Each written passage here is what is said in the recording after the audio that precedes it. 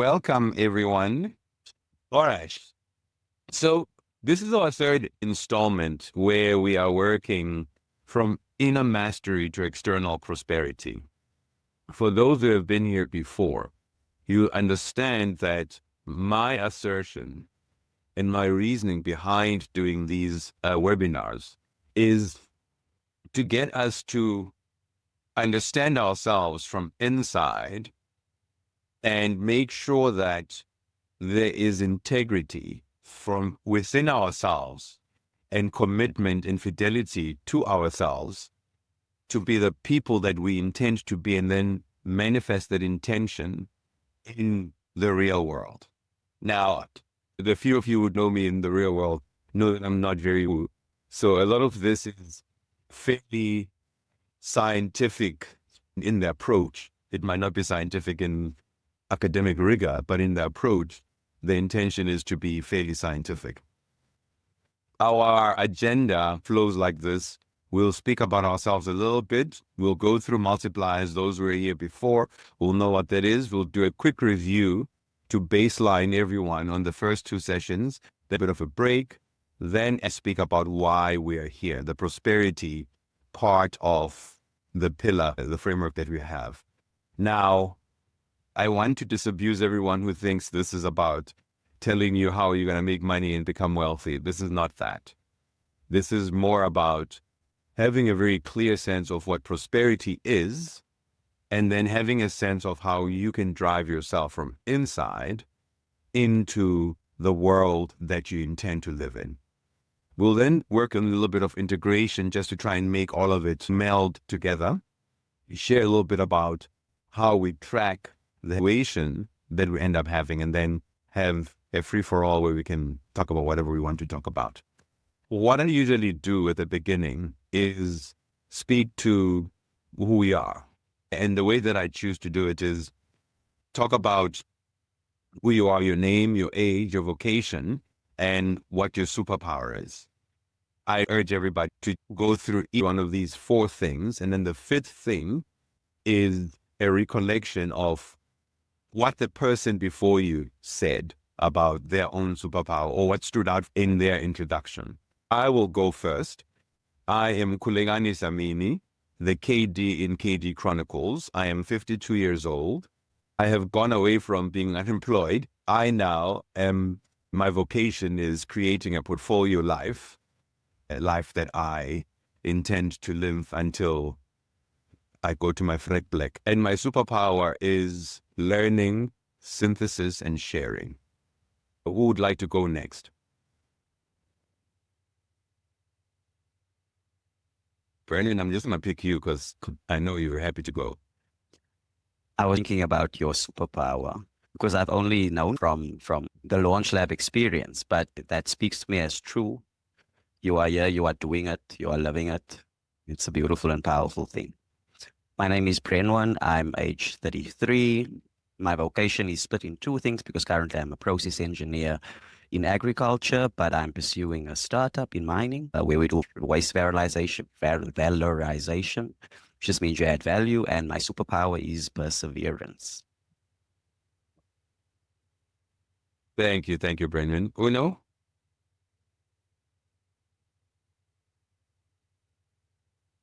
All right, thank you. I'm thinking about Brandon's superpower, and that's a very important superpower to have, and I think I need more of. My name is Uno Tidanyoni. I am 40 years old. I run an organization called Grand Scale. We coach leaders and their teams to scale without drama, as well as provide part-time or fractional financial management services for growing companies. My superpower is daring to think big and going for it. Thank you. Ms. T, you are the next one on my list. Good morning, everyone. My name is Tumi Makofani. I am 29 currently. I'm an entrepreneur. I own a marketing agency and a branding company. My superpower is empathy. I think that is definitely my superpower. And for the previous speaker, what stood out is his protest to sharing his age. Thank you very much, Ms. T. Edward Dean, you are next on my list. Yeah, how do you go after that, guys? Good morning. My name is Edward Deary. This age thing, you started something now. I am 32 years old. I am currently still in transition, but shortly not anymore. My superpower is the gift of the gab. I love speaking, but I have been drawn into a place of silence recently, which means that these masterclasses that I've been doing with KD has been very helpful on this process for someone who talks too much, who has had to learn to be quiet. What stood out for me about the previous speaker, empathy, I can agree with that because I know her personally, and that is definitely her superpower. Thank you very much. Ms. Pre, you are next on my list. Hi, everyone. My name is Priscilla. I'm 57, so I'm the elder in the room. In our last session, I remember Khulekani mentioned is functionally unemployed. And I think I want to stick to that because that's really about although that's where I am at the moment, that's also just a transition I'm going through. I'm also quite actively active within the youth space, and my superpower, I'm going to steal something from Tumi, is the empathy part, but it's also operating from a place of compassion. And I think that is really something that I work on almost a daily basis. So yeah, that is something that my superpower is being there for the youth, being there for others wholeheartedly. And then something that stood out for me, and I'm not too sure if I heard it correctly, the gift of the gap. Is that correct? It's just a nice way of saying I talk too much. No, the gift of the gap, that is so amazing and we should have more of you in this world, ultimately. So yeah, that's me in a nutshell. Thank you. Thank you. Right, Ms. T. Gold Drop, you are next. Can you hear me? Absolutely. I am here because I'm fresh from Scotland. I'm new to Cape Town. I'm an artist. I am 35 as of yesterday. And I'm just here to improve oneself, listening to the prior conversations. I think empathy is a huge part of what we all should endeavor to carry with us. And I think my superpower is resilience. So am I employed or not? I don't know. Self-employed. Thank you very much. What do you remember about the last person contribution? What stood out for you? So, what are you talking to me? Yes. The last person's contribution, what do you recall about it? I don't believe we can ever talk too much. So the gift of the let's keep rolling with that, and that leads on a little bit previously. But I think there's a lot that we can all learn from each other. I think this is a wonderful open space to be in a safe zone to actually hear each other and feed in and out of our own experiences of life. Thank you very much. Hi, I am KD Chronicles and I run an investment holding business. Oh, you're a little thing. Is it better?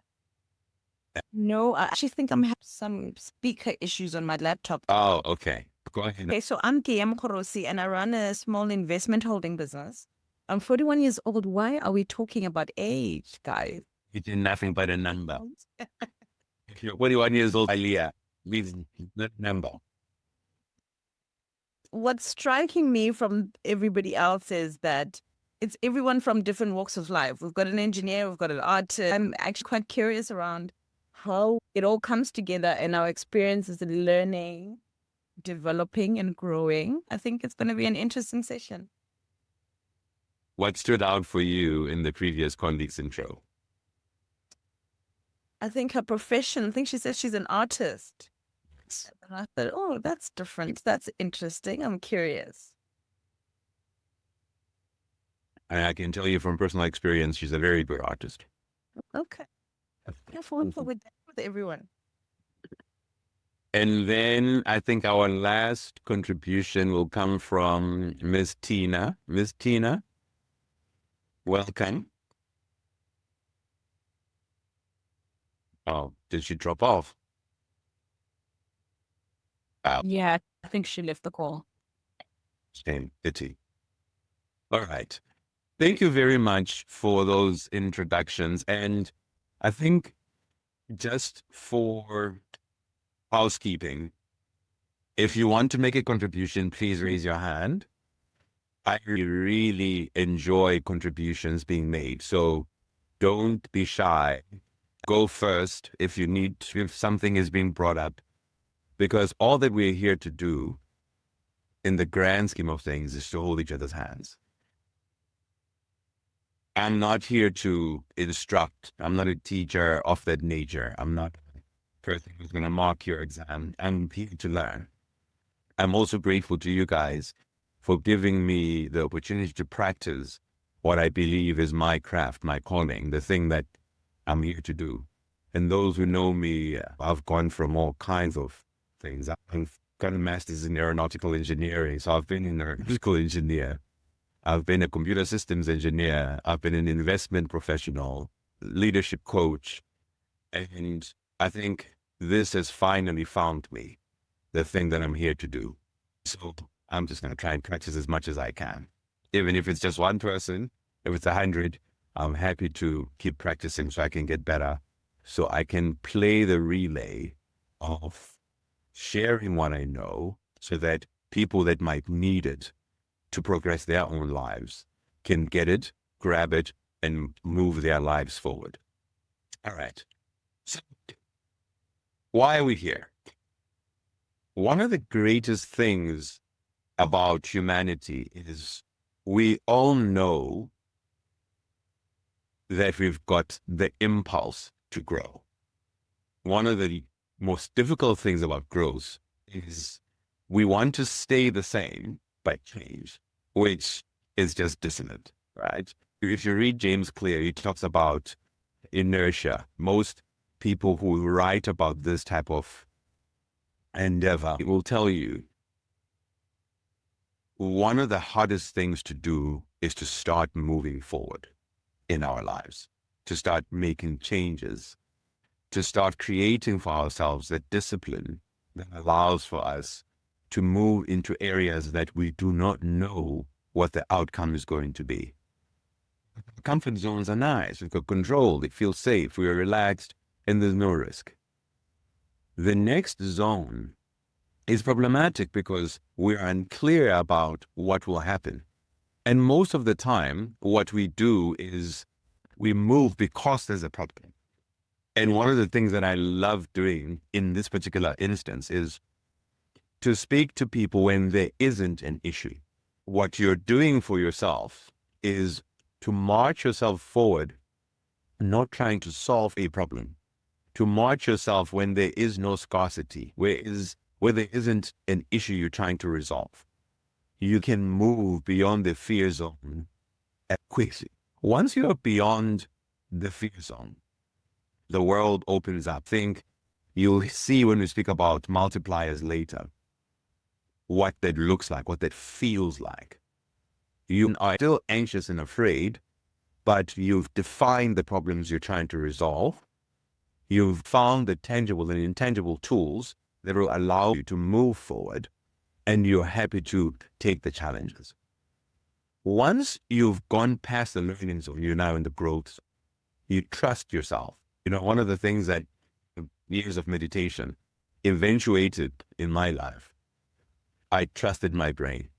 I didn't used to before. I used to try and solve problems. Now when there's a problem, I say, brain, deal with it. I'll speak to you later. It's always helped me to do that because I know now that I've got the tools, I've got the wherewithal, and I think all of us do, the wherewithal to change our lives and transform them into what we want our lives to be. it's not all magic. It's not all Harry Potter. What do they say when they do that thing with their wand? This is the word that Hermione and they say that. Thanks, very good.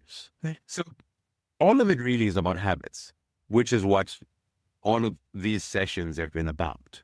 They're about the understanding that incremental changes in our lives can manifest magnified outcomes. And sometimes those magnified outcomes feel like magic. If you look at what I've done here, I've shown you a chart. What would happen if you took 100 Rand today and compounded it daily by 1% over 365 days? And the inverse is you took the same 100 Rand and declined it by 1% over 365 days. So if you do nothing, your 100 Rand remains 100 Rand. If you decline the 100 Rand by 1% every day, after a year, you're left with 2.58 Rand. However, if you increase it by 1% every day, you end up with almost 40 times the amount you started with. Now, this is an easy illustration because it's a financial illustration. However, this works with any other habit. Incremental, consistent changes can manifest magnificent outcomes, big outcomes. And I think most of us, when we want to make changes, we want to go from being skinny to being super muscular 2 weeks later, as opposed to be saying, I want to be healthy and going for 365 days of incremental improvement. At the end of that, you'll be the thing that you want to be, but there will also be other emergent things that you didn't expect that are great benefits that manifest in your life. This is very powerful because it says you don't have to do magnificently large things to manifest the type of life that you want. All that you have to be is consistent. Now, if you look at the actual changes and what their impact can be, blow you away, right? So we've spoken about this one where you decline by 1%, you end up basically losing almost 98% of what value you started off with. If you don't make a change, nothing changes, remains the same. But 0.1%, and I think Kia running a holdings company would obviously be quite aware of what returns do, marginal returns do to you and your assets as they grow. So 0.1%, as they would say in the financial space, 10 basis points will give you a 44% return. Just 0.1%, not a full percent, 0.1 will give you almost a 50% return.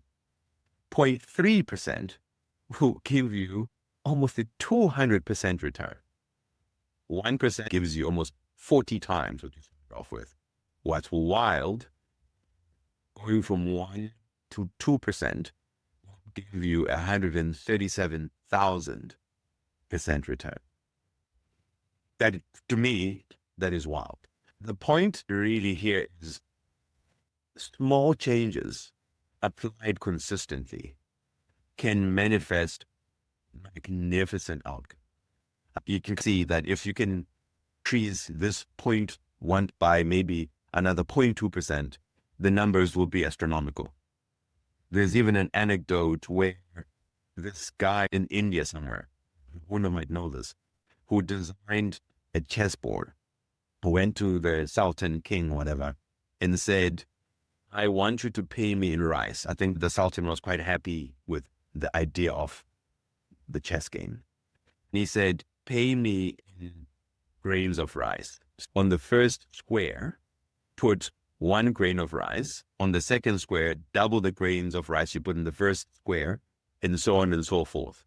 I think by the time he got to maybe the 10th or 12th square, you realize there isn't enough rice in his kingdom to be able to pay this guy.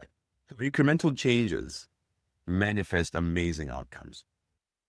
What we have done at KD Chronicles is we've figured out that if we can give you a sense of what multipliers are, because really, this is what we're talking about. Progress is a function of you multiplying yourself. We'll speak about zero multipliers, and I think it's going to be a prevalent theme throughout. Zero multipliers, terrible, but then negative multipliers.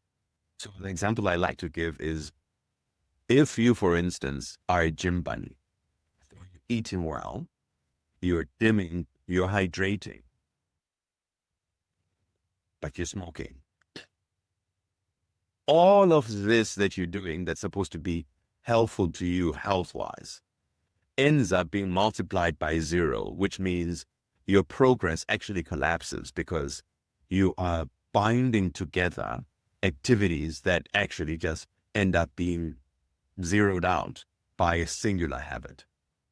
However, the worst ones are negative multipliers. A person who might be a CEO can start being successful, and then they get on heroin, and all of a sudden their entire progress reverses, right? So they self-sabotage, they get into situations that are just horrific and almost irreversible. Fractional multipliers on the other side, actually the positives. So you're multiplying by a fraction, you're not multiplying by one. You're not standing still, you actually are making progress. However, the progress is slow. As you can see in the example, it could be things like poor time management, a lot of distractions, doom scrolling, lack of clarity in your life. Neutral multipliers, they keep you standing still. So that's a plateau. You go to a certain spot and you stay there. It's not very helpful. You actually want to keep moving. Positive multipliers is where you start seeing the great positives. You now are starting to grow. There's a steadiness, cadence in your growth that is moving you forward. And I think from personal experience, there's a sense you get inside yourself, a sense of quiet, a sense of confidence. You've got agency and you're driving yourself, you're moving yourself forward. And you give yourself grace. So don't think you have to be like a machine and do it all the time. And then there's going to be a day where you just don't do well. But because we are on this momentum, it's easy to pick up and get back on the horse and get going. Positive multipliers is really multiplying by two or more. If there's a strength and understanding of who you are from deep inside yourself, where you are clear about your intention. You might not know how to get to the places you need to go, but you've got the strength of conviction to know that you can. When you've got that positive multiplier and working, resilience becomes part of a key set of tools or assets that you have. Things can come and try and buffet you, but you know that you can keep going. That's what positive multipliers do. Exponential multipliers are the craziest. Exponential multipliers, when you become just magical, right? You can transform yourself. You move from being a person who's swayed by the world to transforming the world, to creating the world you intend for yourself. It almost feels like magic. You think of something and the people you need comes, I'm no guys, I didn't used to believe any of this until it started happening to me. It doesn't happen all the time. And for me, because we're human, when you're doing exponential multipliers, it's almost that movie Limitless. You take a drug and it lets you do amazing things with your mind. Now, for me, I'm aware that this is possible. It takes quite a lot of discipline, but not a lot of effort to get to. All of these positive things, they just take consistency. The reason why we call this a zero to hero ladder is one must start understanding what those negative and zero multipliers are in their lives.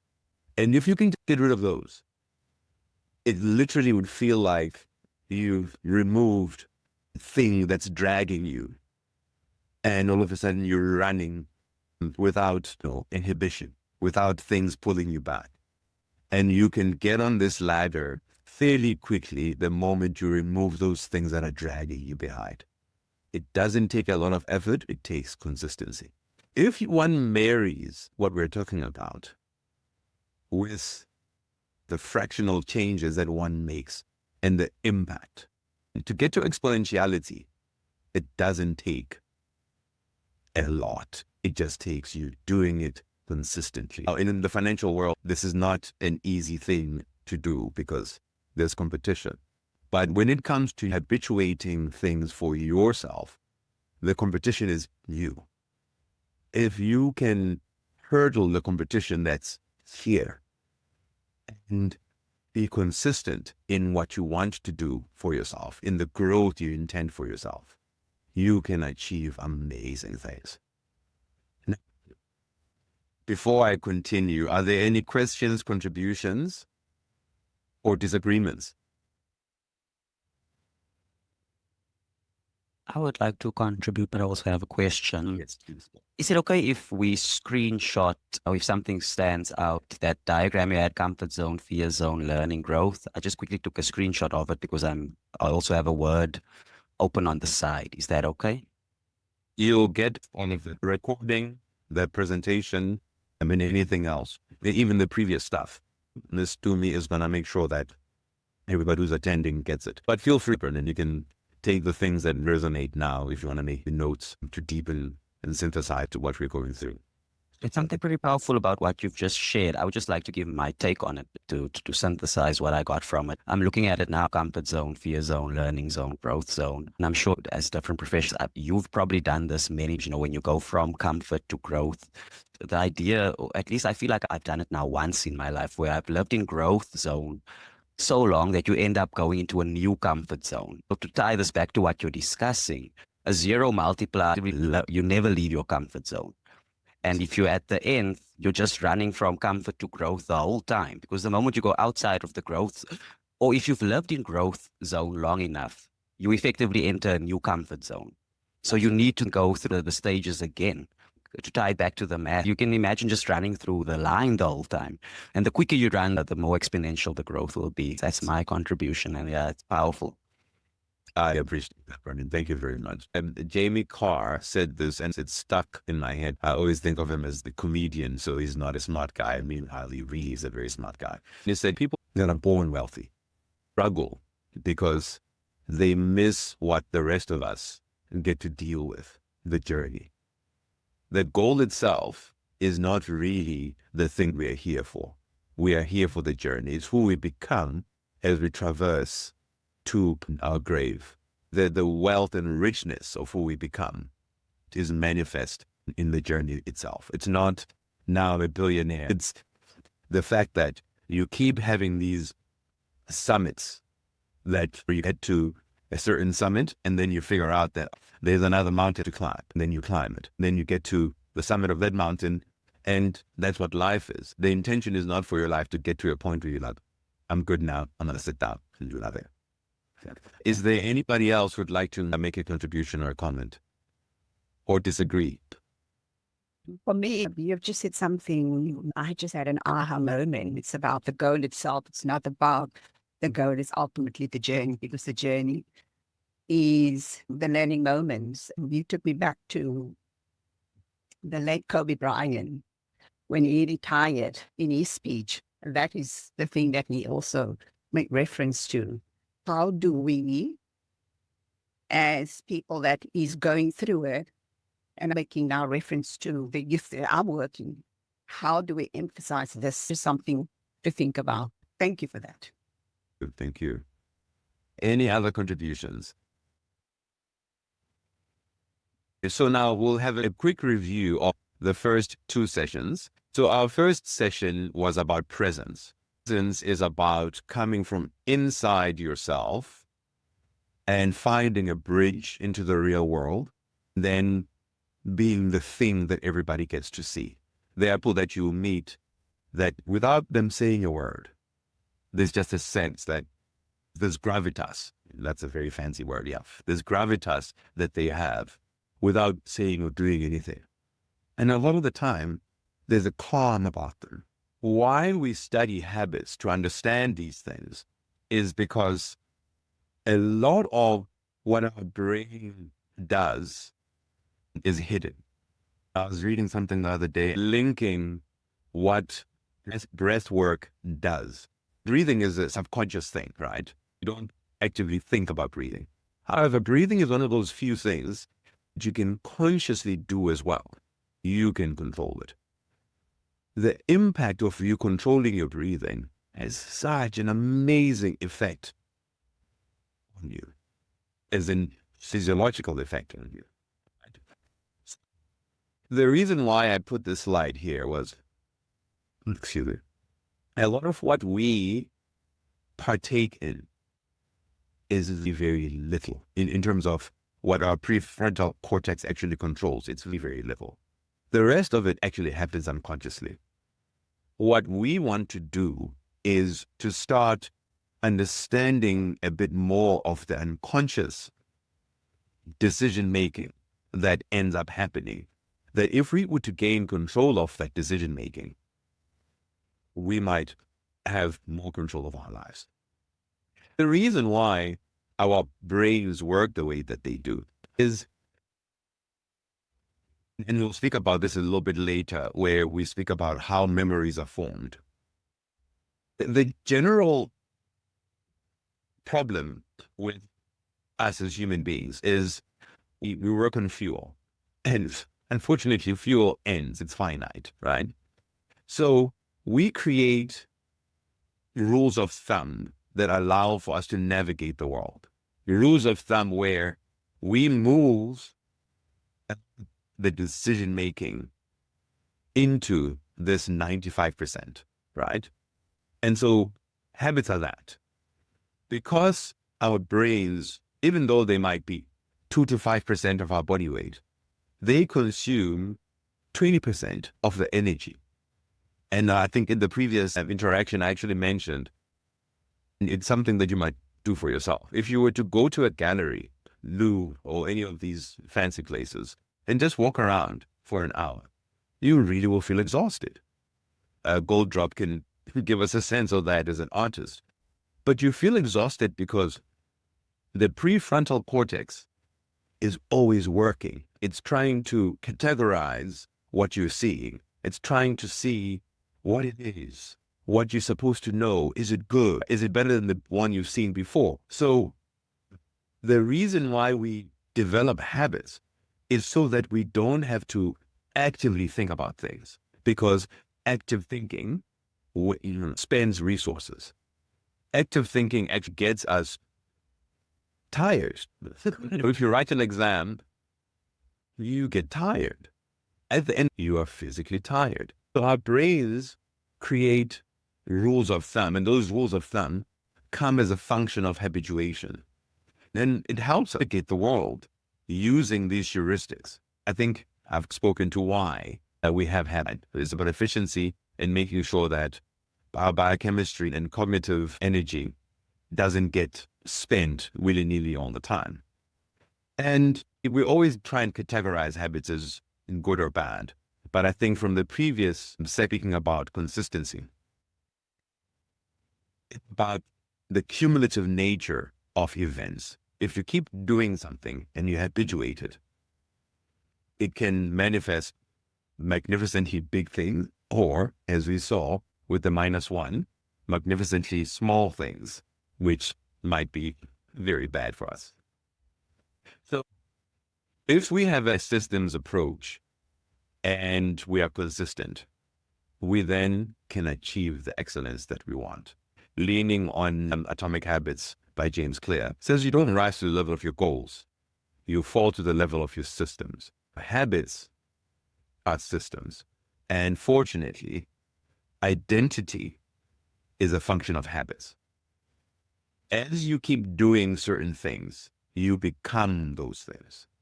And those habits become a manifestation of your identity. It's a circular thing. Are there any questions about this at this point? But can I interject? I completely and utterly relate to what you're saying to being an artist now, 20 years.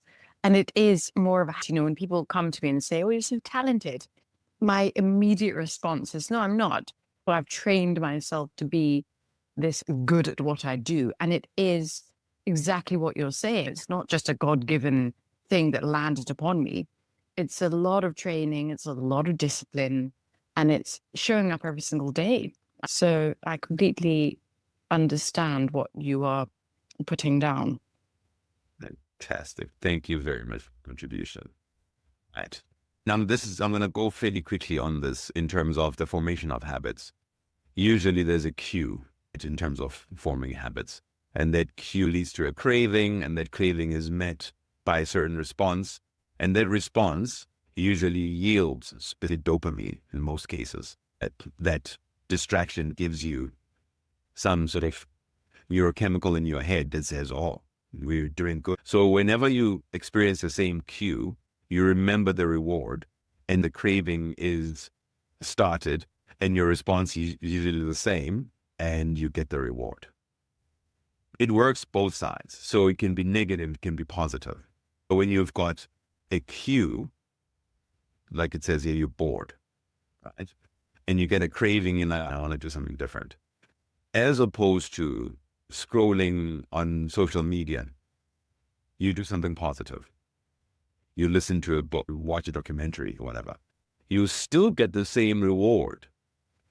If you want to inculcate positive habits, when the cue comes, you can have a positive response, and then allow for you to keep reinforcing these positive things that become very good habits.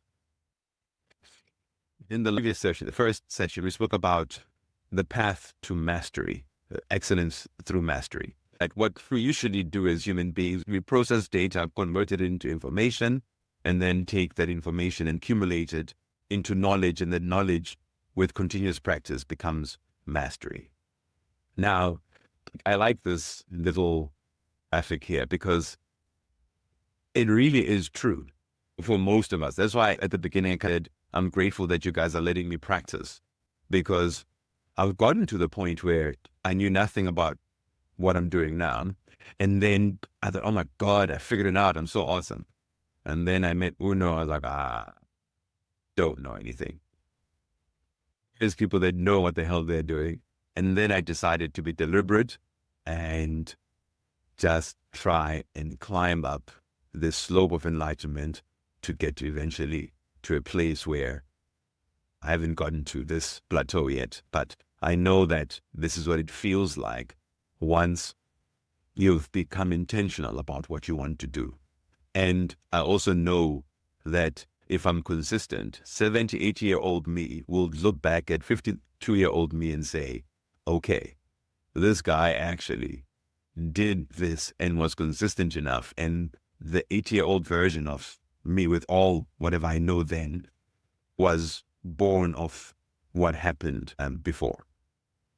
So how do we get off Mount Stupid? It's by having frameworks, right?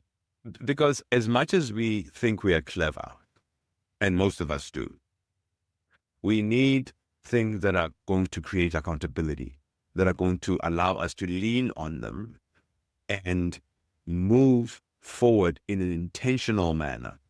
And sometimes having frameworks can feel a bit inflexible. But if you actually want to grow, is it something somebody was, I thought somebody was saying something. If we want to grow, we have to have a method. We have to have a way of doing things. And I think all of you in your own individual domains have frameworks that drive how you do things. We don't seem to want to apply similar frameworks to ourselves as human beings. But if we did, we would be able to magnify ourselves immensely. And since I was 14, I've been working on how I work. I went to Catholic school and I was raised a Methodist. And when I went to Catholic school, I experienced cruelty that I did not expect from religious people. And so that actually, as difficult as it was a trigger for me to understand what I understand. Through incessant reading and journaling, I eventually figured out for myself that first, I want to come from inside myself out. So if you think about presence, spirituality is where I come from. Not religion, not dogma, just spirituality, the understanding that there's something that lives in me that has intentions for me that's much bigger than me, that I just have to surrender to and know that there's a benevolence that exists that gives me free oxygen and to fall from the sky for free. I get free hugs now and then. All these things that if you remove the lenses we see the world through would lead us to understand that something from inside ourselves should drive who we are to the world. In the instance of presence, you're going to speak about spirituality as an internal thing.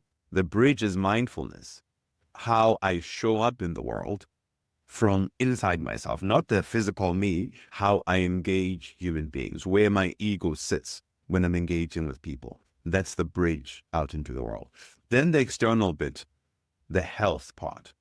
And once again, I'm going to speak about vibrancy or vitality. Vitality is an amazing thing because a person who looks vital, there's an inference that people make about a lot of the things, ideas around discipline. If you look healthy, there's ideas about sharpness in your ability to think, right? Some of it might not be true, but the point is, if you come from inside yourself, there's an integrity in that. And it's the same with emotion and prosperity, right? So the idea is all of who you are leans on who you are from inside. On the emotion part, it's the same thing. And we'll speak to it a little bit, where we say your fulfillment, the things that you think from inside yourself are the things that you want for yourself. So in my case, gratitude, joy, and peace are the things that drive fulfillment for me. The ability to be grateful and the ability to almost create neuroplasticity, because you go from scarcity to abundance. You go from that place that kind of says, I might not have right now, but it's fine. I'm grateful to have what I've got. I'm peaceful. Those who know me, I'm a goof. I like to laugh. I like messing around and having fun. And it creates joy for me, right? So the version of me inside myself is that grateful, joyful goof who aims for peace. The intimate love, the one-on-one relationship eventuates from that person who's inside. It has integrity because you come from inside yourself to the real world. You're not looking for the real world to validate you or to give you things. You come from inside out. And the family love and community love becomes a one-to-many relationship, but it works on the same principle. I'm coming from inside myself out into the world. Now, we are here talking about prosperity. So I'm going to park this for a little bit and we'll unpack it as we go. But it works on the same principle. Knowledge from inside, the manifestation is wealth, and not just financial wealth, but we'll speak to it a bit later. So the first session, for those who are not here, has been covered. Are there any questions or any suggestions, comments? Hello, Miss Tina. Are you hiding? Yes, but I'm connecting with the content. Thank you. Okay, fantastic. Thank you. All right. So the second session was about, there's, Uno, please go ahead. Sure. Thank you, Katie, for sharing this. So I enjoyed the first part where you and working the inside out. And I think there are two words, integrity and fidelity to self. I don't think I've that before, that when you're coming from that place of honesty and being true to who you are, you show up different in the world. Yeah, I'm just reflecting on how deep that is. And then the last part you had it about that was, and you're not, so when you show up in the world, you're not looking for the world. But I think you have control. I look forward to learning how, or maybe it's already gone. It was Fortunately, but we do have recordings and presentations, and Ms. T can share the links to those. And there was a lot of engagement, which I was grateful for. All right. Any other comments or questions or contributions? Let's move on to the next session. So the next session was about emotion. This was a very hard beast to wrangle because it is so unwieldy. The physical self is bridged into the world by emotion.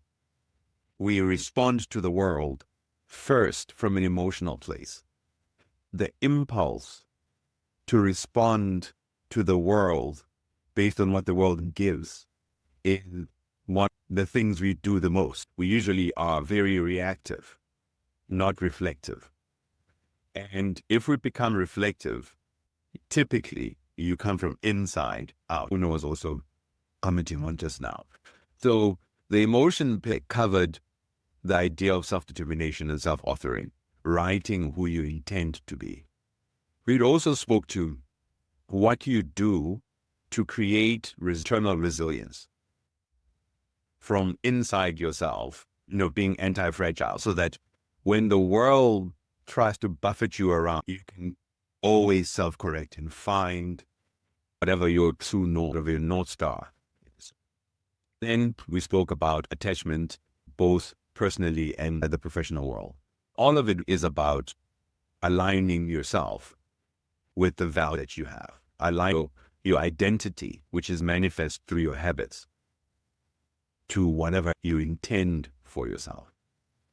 Now, as I did this with AI, this young, beautiful girl with the third eye, I did it with AI. I know nothing about nothing, but I did that. Giving myself a hand. I think we say emotion is energy in motion.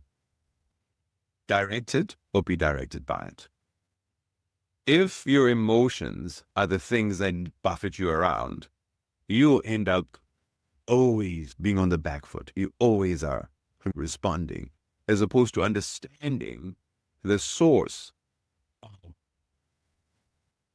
who you are, how you feel about the world. So when the world brings challenges as it does, you won't try and shoehorn external things. You will respond from within yourself. I know I've got at least 2 or 3 friends in this webinar who are deeply religious. And I'm sure they can attest to the fact that in times of difficulty, you can lean on the spirituality or the religion so that how you engage the world is a function of the integrity and fidelity to the sense of value that you have. Not stuff comes from outside and then you react in a certain way that is not consistent with your values. Once again, the idea here was to try and define what emotions are. All that we are as human beings, we are neurochemical events.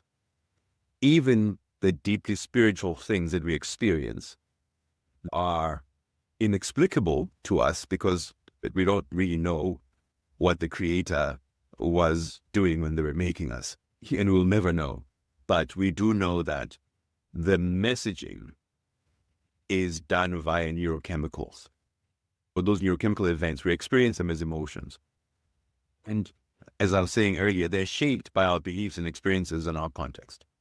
And they are partially what we think or how we think. They are partially the physical manifestation.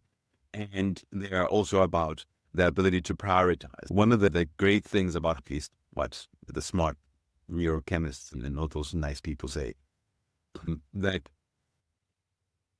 our experiences back in now allowed for us to understand and respond to the environment around us in a certain way. For example, we prioritize danger, right? Because survival is a primary instinct. So when there's danger abound, there's a raft of chemicals that get produced so that they can move the physiological self into a state of readiness to deal with that danger.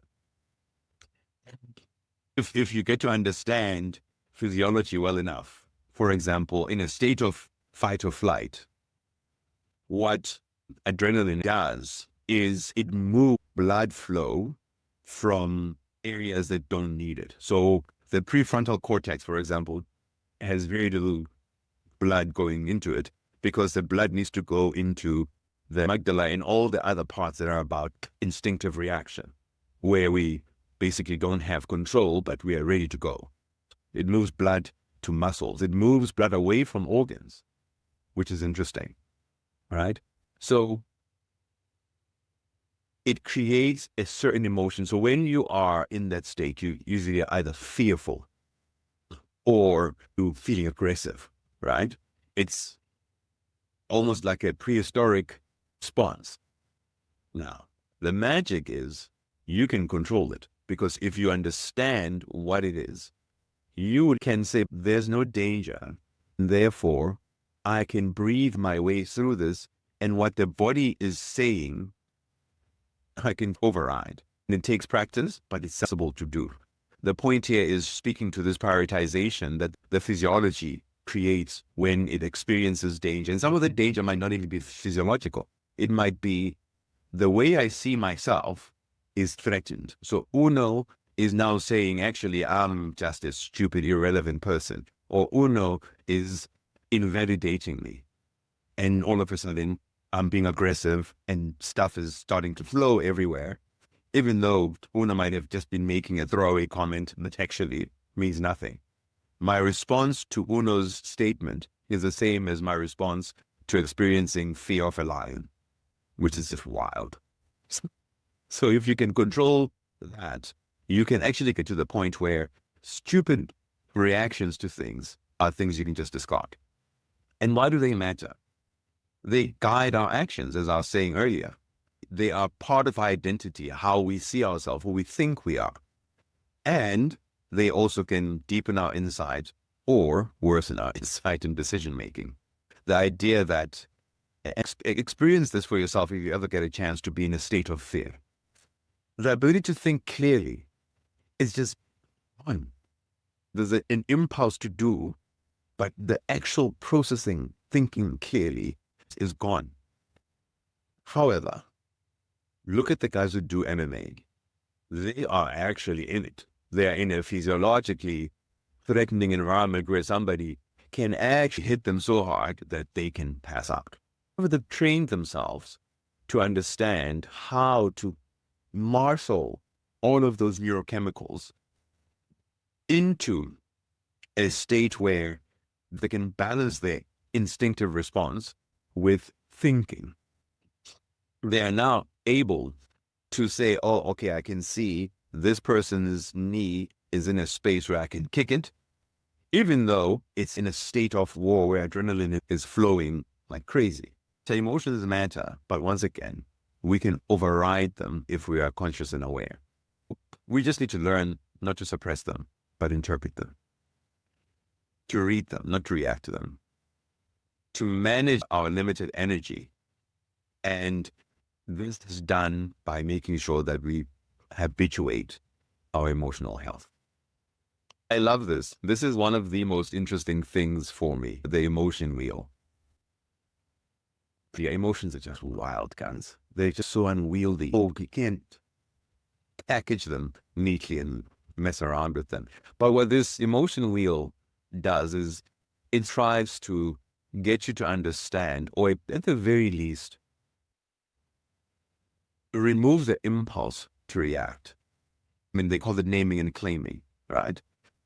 If you are in a certain emotional state, you can wallow in it, as one does, or you can find yourself pointing out exactly what you're feeling. Typical emotional state typically remove your ability to think consciously, right? They remove blood from your prefrontal cortex, and if it's sadness or whatever, they act in that particular area of your brain where that emotion resides. And you actually can end up being impractical. But the moment you're forced to point at the thing that you're going through, and you're engaging the prefrontal cortex, the brain that actually thinks, and the intensity of the emotions, it doesn't go away. It just gets balanced with your ability to think. You now are consciously saying, okay, I'm angry. Am I irritable? I'm disgusted. But what kind of disgust is it? Is it contempt? Contempt? Or am I revolted? So when you start doing that, all of a sudden you remove yourself from the sharpness, the acuteness of the emotion, and you to a point where you are starting to get yourself on a path to resolution. So that is called acceptance and commitment therapy. All of these I also just pick up on the way in trying to figure out myself, and they've been quite helpful for me. So none of this comes from study psychology. It's too I've kind of walking around picking up, trying to see how I can engage the world. Typical therapy, DBT, you go to a therapist and you talk about your emotions. It has a similar impact. It's the ability to say, I'm not going to get stuck in the feeling itself, because the feeling is a feeling. You're immersed in a state, as opposed to practically thinking about that state and then intervening. Some of you would have heard about the Enneagram, which is about behavioral motivation. Why do you do the things that you do? But once again, all of it is tied to certain emotions. I'm an Enneagram 7. So I'm a, what do they call it? Enthusiastic visionary, right? So in my enthusiasm, as an example, reframing is a very big part. If some nasty stuff is happening to me, I easily move to think about the positive parts. And I've had to learn to sit with the emotion, going back to Jimmy Carr, the journey that actually gives you value. It's not, I'm feeling sad, let me go and do this so I can feel better. I'm feeling sad, and then you wallow in it, but not wallow like in a I'm sad. You wallow and you process and you think through it and you feel it. And you'll notice the patterns of behavior. So the Enneagram is very helpful for that. And once again, it's just about unpacking emotions. And then the last one, which is what I really like. I think all of us do this. As something happens and so-and-so doesn't like me, or they did this because. But you actually don't know. You don't know why a person is doing something or they're behaving in a certain way. So one of the stances I've chosen to take in my life is assume positive intent. Even when I feel like this guy's taking me for a bus, assume positive intent. Assume that actually what they're trying to do is something positive. The emotionality of it ends up leaving you in a place where how you process the emotion has a positive bias. Because if you process it the other way, it will create a negative bias. We saw what happens with 1% positive versus minus 1%. If you start off with a negative bias, you'll get to nothing very quickly. You'll get to an empty tank very quickly. If you start with a positive bias, you might find that there are negative bumps now and then, but the trajectory is typically upwards. If you remember at the beginning, emotion is expressed through energy. This takes on ancient practices or traditions where alignment is a function of these energy centers. Misalignment leads you to a certain emotional state, and alignment leads you to a certain emotional state. So there are practices, yoga, etc., that intend to override typical thinking and let what the universe has granted us drive what happens to us. All that we have to do is be present and listen. It flows through all of these different chakra points. I don't know enough about it, but I do know that it works. The idea of aligning your energy just works. Spend 10 minutes meditating. In our first session, we did a 5-minute session with Yoga Nidra. And Yoga Nidra, yoga, obviously, and Nidra, Nidra, is such an interesting practice because it allows you to move your consciousness around your body. And you're listening to yourself around your body. When you're done, because you weren't doing anything else with your body, with your brain, except for listening to where you should focus on, inside your chi, your hip, your shoulder, etc. When you're done, there's a quiet, there's an alignment about you that allows you to process the world differently. And once again, I don't know how it works, I just know that it works. And I also know that part of this symbol, the caduceus, which is a typical representation in the medical world, it also maps to the chakras quite well. Then we speak about emotion and psychology. Now, a lot of, I think, our 19th and 20th century work to explain emotion has kind of gone into this. And while I don't disagree with it, I don't know enough about it, so I'm going to be very synoptic about it. What I do know is the idea of who we are and how we manifest ourselves in the world is a function of whether you go inside out or outside in. And it leans on some of the great minds who thought in great detail about this. I mean, I say that what we say is a function of adrenaline, for example. The instincts are resident in our id, and our ego is what's going on now, and then our morality is our superego. Once again, disclaimer, I don't know enough about this for me to add too much value. I just know that part of how people have explained emotion and its impact sits in this. We typically speak a lot about the ego, but this framework exists, and people who are much cleverer than I am have done a lot of work to explain how this works. The part I leaned on in the previous session was neuro and biochemistry, because this is proven. We know that we feel our feelings and we think what we're feeling is ethereal, but it's not. We know that it comes from our neurochemistry. So these very bright people made these great quotes, which you can read in your own time. At the end of all of it, the idea, I especially like this one because it comes from me. Love, fear, epiphany, heartbreak. They're just different cocktails shaken up in the brain's neurochemical bar. Serotonin is the DJ. Say, who are doing well? Dopamine is pouring shots and making sure that everybody gets high or drunk. And cortisol is in the corner being grumpy and making things not cool for everyone. These are all the neurotransmitters that drive the emotions that we feel. I mean, I think we'll all be aware of dopamine. It's a reward. It's what creates you wanting to play the game versus liking the game. It's what creates you wanting to, when you hear the ping of your phone, to go to your phone and do some stuff. It's because there's a spurt of dopamine that comes out and says, okay, there's some stuff that's going on here. And it's quite big in habit formation, dopamine. Serotonin is great for mood stability and impulse control. Norepinephrine, which are a cousin to adrenaline or epinephrine, it's about alertness, fear, flight, fight, impulses and instincts. Endorphins, I think we all know what these are. They are a function of physical activity, and they are quite helpful as pain relief. GABA, which is actually also a constituent of dopamine, it's a calming effect. It's got a calming effect. When you glutamate, it's involved. So when you experience an event, glutamate attaches the emotional feeling you had to that event. A lot of the time we remember how we felt in a moment, right?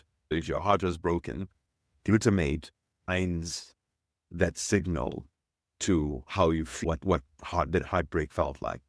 Oxytocin, it's great. It's in children, it's in sex, it's in all the things that create intimacy between human beings. And we've spoken about adrenaline and cortisol. This is the bad guy.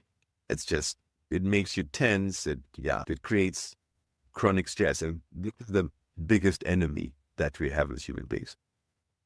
So we've spoken about all these emotional impulses and influences. If you're thinking about your fulfillment, and I'm using my little sort of sub-pillars, gratitude, joy, and peace.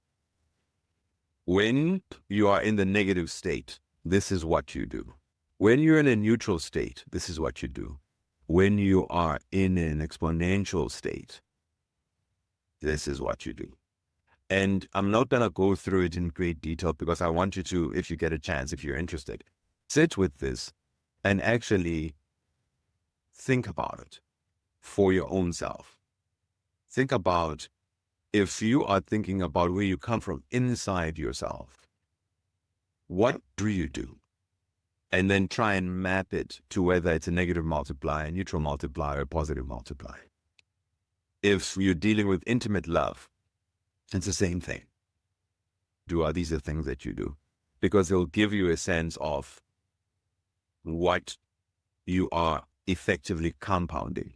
If you're doing this, you're compounding to 2 rand, 80 cents, whatever. If you're doing that, you're compounding to 40,000 rand from 100 rand. Right? Same thing with family love. If you're doing these things, you either are maintaining the pain body and the trauma that is in your family and making it worse. If you're doing that, you're moving beyond the pain body and the trauma, and you're creating a cohesive, supportive environment with your family. And same thing with the community. Take the time, if you can, and explore it a little bit further so that you can get clear about what emotional contexts you're creating for yourself and what they imply into your 80 years, or into your 80-year-old self. If you continue with negative multipliers, your 80-year-old self will be a very unhappy, bitter person. If you create positive multipliers or exponential multipliers, your old self will thank you because they would have lived a life worth living. All right. Been talking for quite a while. I'm happy to take some questions, and then maybe we can take a 5-minute break, but let's take questions or comments or any points of discussion or contributions, please.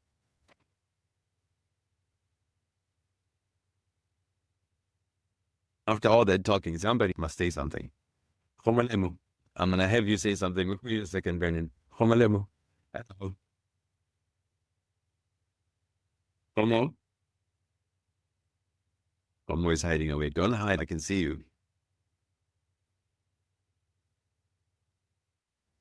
Okay. Brendan, please go. Uno has his hand. Yes, Uno's hand is up. When I didn't see your hand. Yes, Una, please go ahead. I would have been happy for other people to comment. I'm happy that you're commenting. Let me say what stood out for me. That circle you showed with a number of emotions that describe how one feels, I think is so important. I was just taking a picture of it.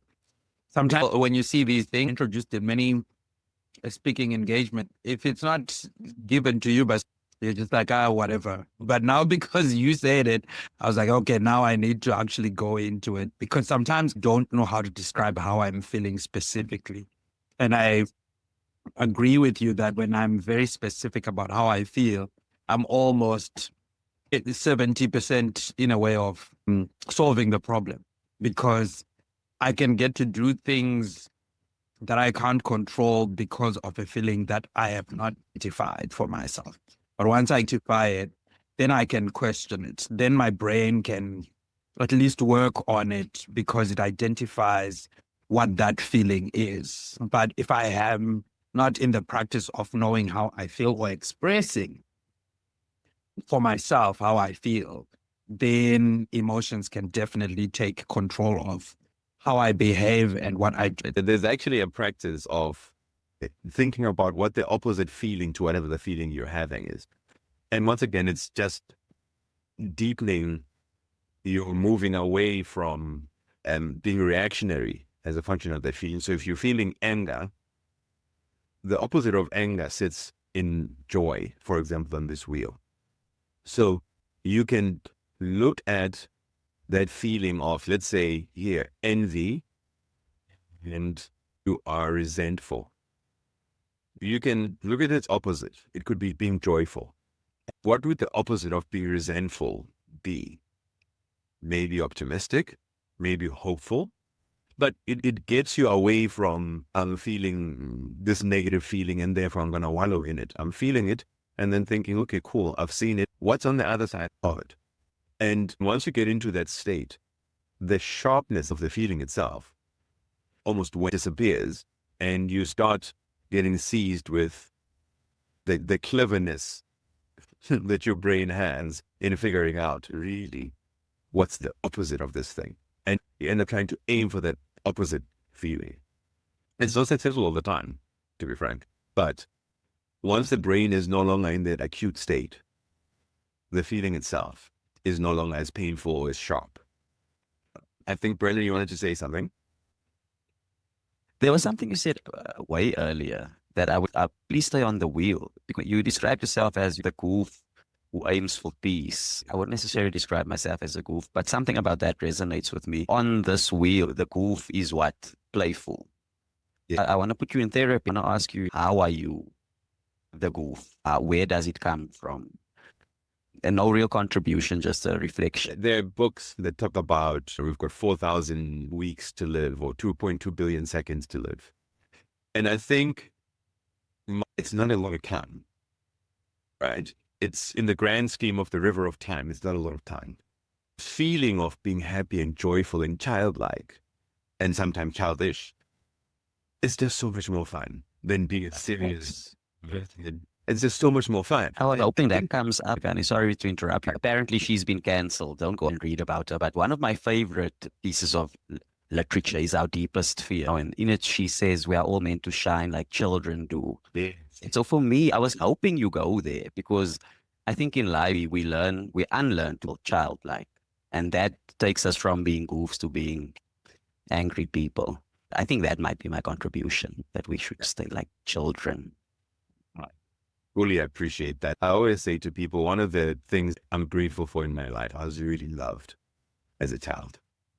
I received an inordinate amount of love. I was poor. I didn't know I was poor because all the things that I needed in my life, books, food, the ability to play outside until it was dark and coming back home dirty, was always available to me. There was no one who was saying, don't do that. Don't play with that kid. Being loved, being given the freedom gave me that sense that, the world is benevolent. It's not here to punish me. It's here to reward me for being here for the period of time that I'm here. And so that's what I'm going to go with. It can be annoying for people, especially in golf, because I'm the guy, and for those who know me, I laugh loud. Golfers are always like, let's be quiet. And he's busy in the corner, 2 holes away. You can hear him laughing genuinely. My son Kofi, my little mantra is, I'm grateful for limitless abundance and my abundant prosperity. My life has had abundance, and it has not been financial abundance. It's been the love and friendship of people like Priscilla, Gold Drop, and even yourself, whom I met last year. It's something that's free, that some people give you, that changes you, that makes you better, that makes you bigger. We get caught up in our daily issues, and sometimes we miss some of the great things that are just given to us. We want the things that are fan, the things that are shine, that are vanity driven, as opposed to coming from inside. For the contribution, Brennan. Is there anybody else who'd like to make a contribution and make me feel a little teary?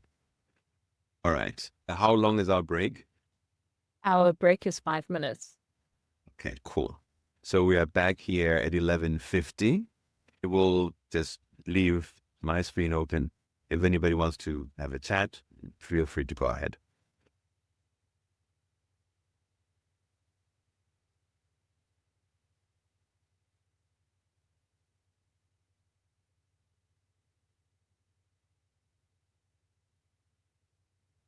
We're stretching with the volume. Then Is it still soft? I actually can't hear it. Can anybody else hear what's playing? No, there's no sound. Yeah, there's no sound. Can't hear it. Okay, let me try. I think you've got a. Are you sharing from your laptop? I am, but let me try fix it. Yeah, have you clicked the sound share thingy? Get myself some tea quickly. Be right back.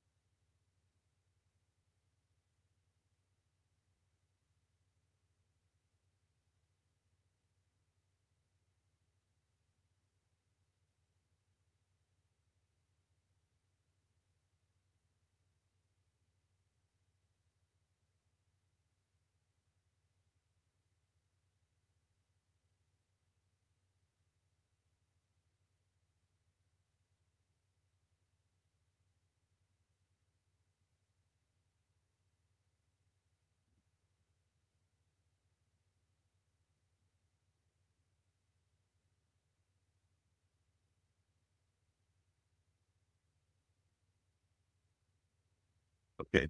Are we back? Boss lady? We here. Great. All right. Let me share again and let's continue. Great. Okay. You can see my screen?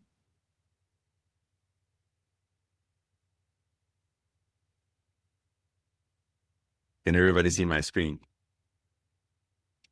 Yes, we can see. I can see it. That's visible. So now the reason why we are here, prosperity. Expect engagement, people. So if you don't engage, I'll point you out. And if you don't engage, I'm going to have everybody boo you. And I'm going to start with Khomolim. From your view, what is prosperity?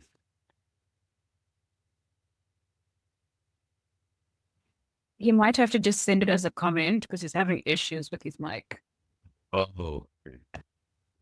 We are about to boo you, Khomo. All right. Let's have volunteers. Who would like to go?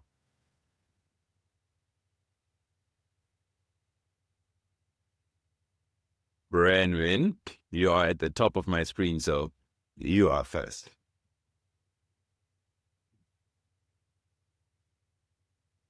Is Branwin not back yet? Okay, sounds like you might not be back. Do we? Let's start with you. For me, prosperity is being abundant, comfortable, and at peace in whatever area of your life that you're looking at. That, for me, would be the definition of prosperity. That's great. Thank you. Edwardine, you are next. I pretty much say the same as to me. I think it's like you said, it's not just monetary, but it is thriving in different facets or areas of your life. Fantastic. Hey, you were paying attention in the previous. To session, oh, why does it feel like this is overwhelming again? I didn't go through these sessions myself. It's honestly so valuable. When you were going over it again, I was feeling like, did we really learn this? Yes, we did. I'm checking my note. It's very, very valuable information that we're learning here. Grateful for that. Thank you. Brendan, I see you're back. Please go ahead. Oh, and your volume is a bit low. Sorry. The microphone. I think I missed the question. It's really just the personal perspective on what is. Prosperity to you. I think it's many things. A sense of being happy. So yeah, let's remove money from it, right? Because there will be people that are and feel prosperous who aren't billionaires, who are just regular everyday people. If you remove a monetary sense from it, I think prosperity is just living in harmony, being happy, being content, and moving forward. That's powerful. Thank you very much. Great. Now it's you. I think the way I thought about prosperity is the opposite of failure. So then it brought me to the word success.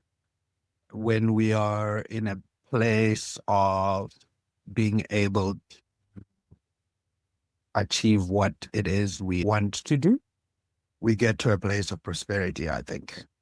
The thing that you're saying, I watched a clip. This gentleman was saying, if you find your life's work, right, and you happen to make money from it, you're successful.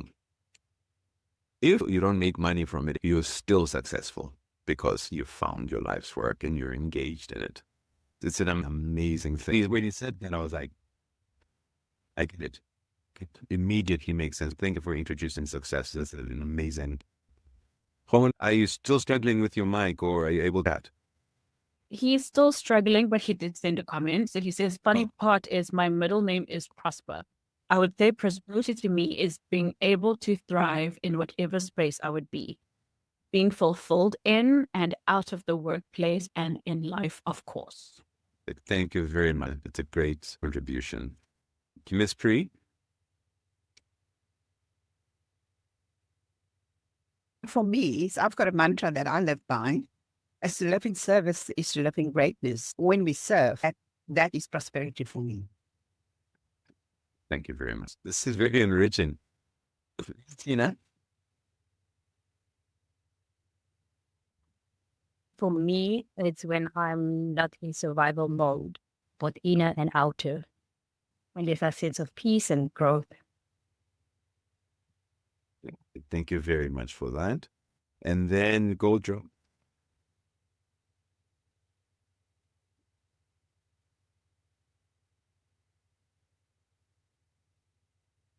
Are you there? You're painting now.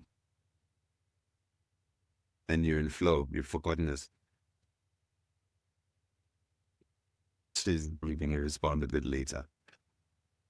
So I also found it once again really difficult to define prosperity in a very clean and crisp and succinct way. Right? This is probably the best I could do. It's the natural flowering of aligned knowledge and intentional action. And once again, if you notice, the theme is you come from inside out, right? So knowledge influences your action, and prosperity results from that arc of knowledge being bridged by however you engage the world. If it's entrepreneurship, if it's a career, if it's a vocation, all of it is bridged and eventuates in a prosperous state. That prosperous state is not just financial. It actually is more about being holistically rounded and rounded. And I think if I might digress just for a second, one of the is, so did Kia go? I actually didn't hear from her. She's not here anymore. One of the key things that the intention of the PEP framework was, it was to really create balance. You know, my theme used to, it still is, creating balance in the midlife. Obviously, at the time when I really found how to crystallize it, I was in the midlife, and I realized there are a lot of people in my age cohort or generation who didn't really have balance in their lives. So they were really wildly successful, but at the expense of key foundational things. And there's a book I read recently called 100-Year Life. And in this book, the author says, we are using almost like old tech structurally as humanity to understand how humanity works. So we work on, you start, you're a kid, you go to school, then you go to work, then you retire and you die. If you go back to Abraham Lincoln, you talk about 70. So 70 was that area in terms of how long people lived. But now, if you look at the blue zones in the world where people just live long, their context just allows for them to live long. A lot more people living beyond 100. In a context that is 70 is what you are shaped for, right? From the pension you earn, right, to allow you to live, from the state pension and maybe any other investment, it's geared for you not to live that long. From your vitality assets, your health, etc. Or we don't trigger ourselves to live beyond a certain age in a vital, healthy way. And he speaks of tangibles and intangibles. We have vitality intangibles that we should curate for ourselves with the expectation that we'll live the life that could be 100 years long. We also have to curate the financial tangibles to allow us to live to that age and era. And therefore, we create portfolio lives, right? Because once you've finished being employed, what do? And a lot of the time, people wither away because the idea of prosperity is structured within a certain time frame, and beyond that time frame, there's no intentionality built into it. So what we're trying to do here is create a curiosity to find the knowledge that will allow you to create tangibles and intangibles that will allow for you to be vital, to have the financial ability to live. And this is for me the most important part. to have the transformation intangibles. Transformation intangibles are those things you go out and find for yourself so that you can create an asset base of knowledge that you can convert into action that will allow for you to live this life as long as you intend to, or as long as you're blessed. You don't want to be 90 years old and in the last part of your life being miserable, because the recency bias will make it such that you clouds everything else that your life has been. So if we start now thinking about what 90-year-old us needs to live like, we can start building those intangibles now. So Brendan, you've got 60 years to cultivate intangibles that will allow 93-old you to actually look back and say, that good-looking young boy did a great thing curating and creating for me this context that I'm living in. So that was my wishy-washy approach in trying to crystallize this and say, this is what prosperity is. And I think everybody has pointed out the important part. It's not the money. Money is a tool. It's an instrument. The primary asset is your knowledge and how it drives intentional action. Your knowledge effectively drives the vocation that you end up in, whether it be entrepreneurship, employment, career, and then it leads you to being this prosperous, magical person that navigates the world with confidence, strength, and conviction. So let's start with knowledge. This is called a cold cycle of learning. It's interesting because a lot of us struggle in the reflection of learning. We are great at thinking because we're so inside our heads all the time. All right, at experimenting, trying stuff out. Most of us kind of go from thinking to doing, which means we end up with a chance of failure being high. And because we will escape this part, we just keep doing this. Think, do, think, do, think, do. What practice does is it allows for you to plan. Because when you have practice, you then have a sense, oh, okay, actually, the steps here, it's not one step. I don't go from here to there. There maybe are 5 steps that I need to put in place. And you only find that out through practice. Even if you end up with a situation where you go from here, you miss out the part that is great in the feedback loop. Because the feedback loop, the thing that tells you how well you're doing, lies in reflection. So in the mindfulness part of present, one of the big things I emphasize is journaling. Journaling has 2 particular things it does for you. Obviously, it allows for you to reflect. But at the same time, it allows for you to synthesize things, to almost integrate the things that you experience intentionally into how you engage and see the world. There's actually a test that you can do to get a sense of how you function. I took it, I was so blown away because this was the part that was lacking. And I thought, I was a great reflector. And I realized that the intentionality and reflection is what drives improvement. And it's non-judgmental reflection. That's the other part that's very important. Because a lot of the time, we sit inside our heads and think there is an audience. Nobody's watching, no one. It's just you. If you're sitting inside your head and reflecting, you find something embarrassing, it's fine. Be embarrassed inside yourself, but fix it. So reflect intentionally.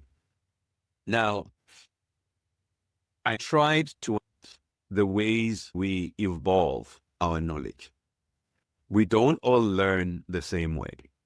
The grand majority of people learn through cognitive or conceptual learning. You read books, you listen to podcasts, watch videos, take notes. We study models, frameworks, and theories. Usually, this part makes us feel like we're doing well. We have thoughts and surged, and then the thing is done. But obviously, the thing is not done. the people that typically do well in life, which is a difficult thing to accept, it's those that just do. Those that just get on with it, figure it out. It's good and bad, but it's good because it creates an environment where you practice a lot. You iterate here a lot. Thinking is lovely, and a lot of us spend 90% of our time, 80% of our time here. And we never get to this or this until we are really forced to do it. So people that learn through sensory immersion typically do reasonably well in the world. I like the last part, which is, it says it's mindfulness-based learning. Then there's experiential learning, which is a little bit here more than here, right? It's more, you practice, you try. These are siblings, actually, not even cousins. You experience your learning by doing and trying stuff out. But you don't try in the real world. You try in a sandbox, in an environment where the feedback doesn't have the ability to hurt, to actually create for you a difficult environment. Then there's the introspective learning, which relates to things like journaling and meditation, etc. Then there's social learning, learning within the context of other people. And finally, there's environmental learning or contextual learning. And languages are typically learned the best here. And I think that's the key point. There's certain things that lend themselves to being learned in a certain way. But the key takeaway here is not that these tools exist in a vacuum. What these tools are, they're a gateway to figuring out who you intend to be. It's that idea of self-authoring. I'm a great audio learner. I'll take a walk and I'll put an audiobook in my head and I'll be in that world creating the images that the audiobook suggests for me. I know that's one of the better ways for me to absorb knowledge and information. What I realized through the self-awareness and magical wiring exercises. So when you start some of these coaching journeys, the first thing you do is you get to meet yourself. It's hard. It's hard. There's certain things that you get to learn about yourself that you don't like, and you really genuinely don't like. So one of the things that I understood, great head, reasonable heart, terrible hands. Great at thinking, I'm driven by my heart, but I wasn't doing. I remember when I changed that by 1%. Part of being there by 1% was asking Dumi to partner with me. Because there's pond I created in 2016 that never got to see the light of day. And through partnering with somebody who was going to activate the hands part of my journey, I could then start manifesting the gifts that I think I've got. And the intention over time has been to try and find a balance in all of these things. And once again, it's quite hard, but with practice, you get better at it. So if you look at all of these things, look at the ones that are the sort of low-hanging fruit, the preferred way of learning. What you will find is it can be a pathway to the other parts of learning, because these 6 ways of learning are all important. You can't do one and think that's the best way to be. Use all of them and midwife your journey slowly into all of them. The thing that can be helpful is when you start introspecting about what you are, what you know, what you're learning, it can lead you to understanding yourself well enough to say, all right, I need to go and hang out with Uno at his masterclasses so I can hear what other people are thinking, how other people see the world, and it's a safe enough space that I don't need to feel anxious about being there. Same thing with social learning. If you can, try and find ways to incrementally creep into all of these things. They will add tremendous value to how you understand the world but mostly how you understand yourself. Because once you understand yourself, once the self-awareness has been activated, what you give the world is going to have integrity. And I love that word. I used to think that word just meant moral values, but integrity actually means you are holistic. You are integrated. You're not just a one-trick or two-trick pony. You are well integrated. So try and figure out the way that's easiest for you to learn, and then go through the other ones and figure out how you can embrace them and bring them into your life so you can intentionally navigate your way into the world. Now, given that we speak about ladders and the idea of the zero to hero ladder, I think it would be helpful to give a sense of how we evolve our knowledge. Remember at the beginning when we were talking about Monk's Cupid, the idea of knowledge evolution is that you compound data, make it information, take that information, make it into knowledge, take that knowledge, make it into mastery, and then mastery results in wisdom. So for me, this was an interesting way to surface the things that one does that almost impede that journey, or the things that turbocharge that journey. If you're passively consuming stuff, you're watching TV, you are listening to conspiracy theory things, and in those things compound and form your worldview, that's the way you'll navigate the world. It's negative. It's not helpful. It doesn't actually create synthesis. It doesn't become part of who you are. The zero multiplier is that random scrolling, right? So you get on YouTube and you're scrolling around, you find cats here, you're laughing. There's no consistent way I'm driving myself in a certain direction. So that's shallow learning. Fractional is all right. It's a start in the positive direction. You have the motivation. You're thinking from deep inside yourself that, okay, I really want to improve, but there's no structure. One of the things that I did in my life that I was very grateful for, post-employment, I attended MPhil in development finance at Stellenbosch. I didn't need to, but I realized I wanted to understand the problems of our continent and our country in an organized way, right? Now, the fortunate thing about living in the future that we're in is knowledge courses are available. They're free. They're abundant. You literally can move yourself into a place where you feel like you're in class, you're not paying anything. And if you really are intentional about it, you can learn.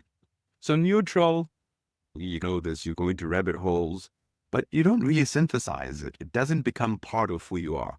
There's a paper I read that was really helpful for me in understanding some stuff about generally how learning works. To feedback into the world. It's never really helpful.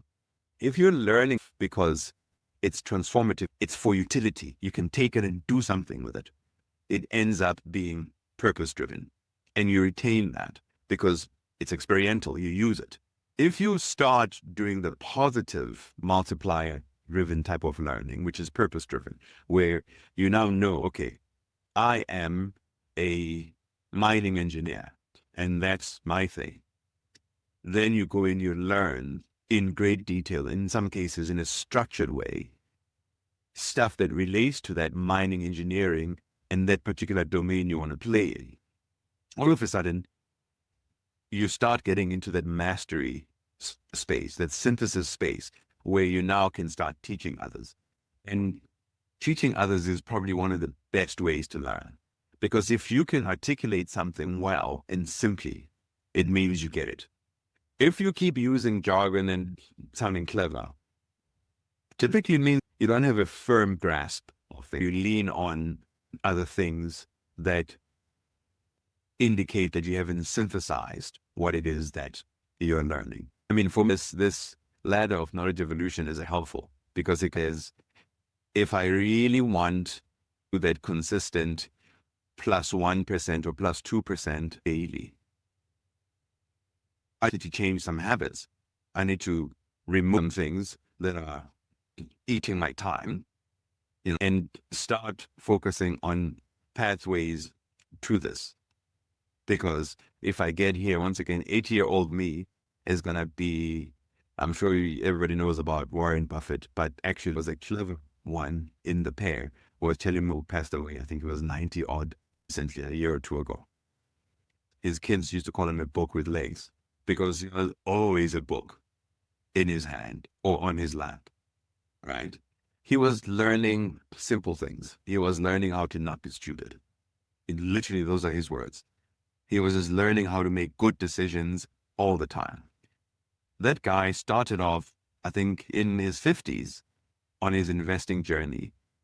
He was, I think, a lawyer or something before, and he got divorced in his 50s, and it wrecked him financially. But when he died, because he was intentional with learning, he was a billionaire. Knowledge is great, right? But knowledge without its use is useless.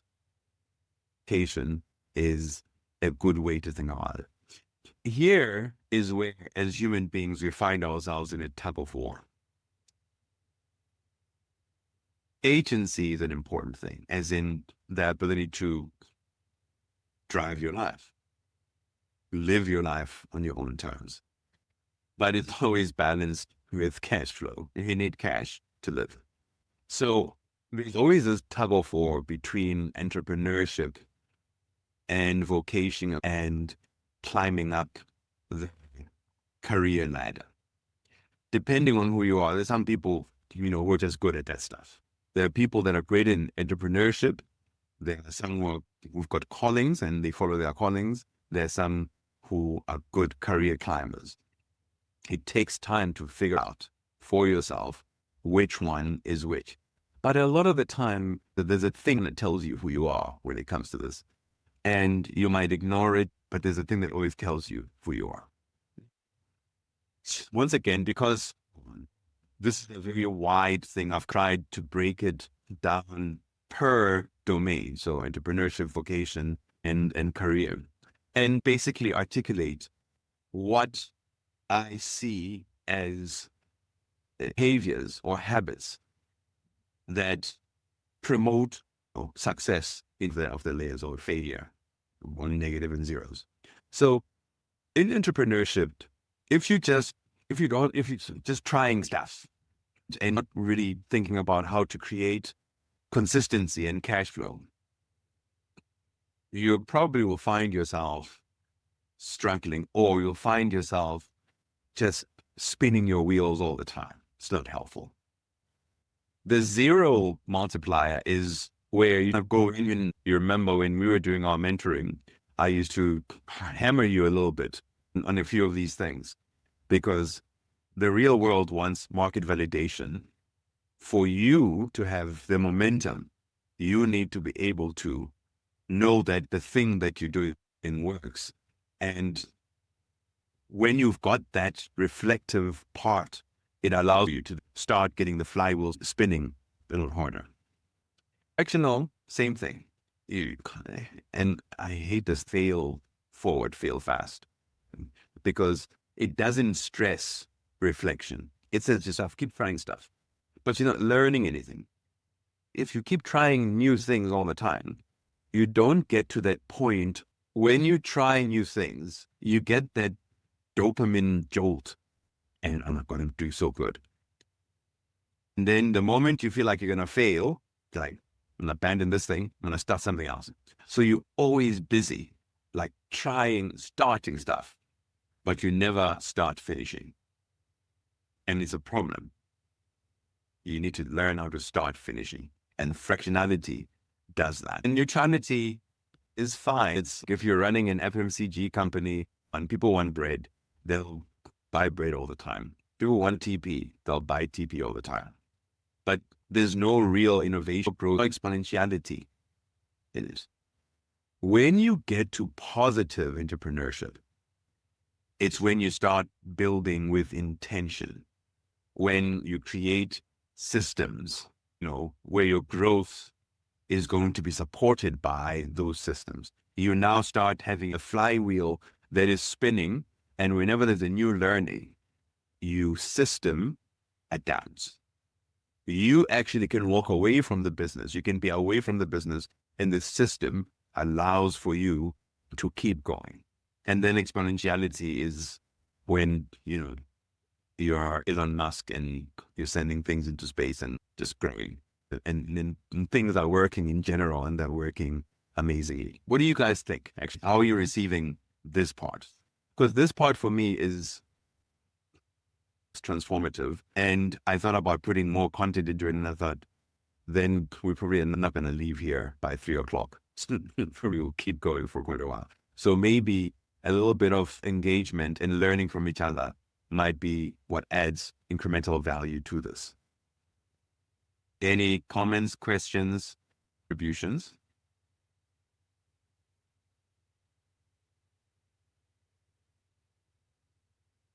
Come, guys. There's Uno. Please go ahead, Uno. Yeah, I was thinking at some point I was going to wing this thing and do other things while I'm listening to you, but since you started talking, I've been glued to the screen. A couple of things. Before this, there were some things that you said that kind of caught my attention, and I thought I would share my thoughts around them.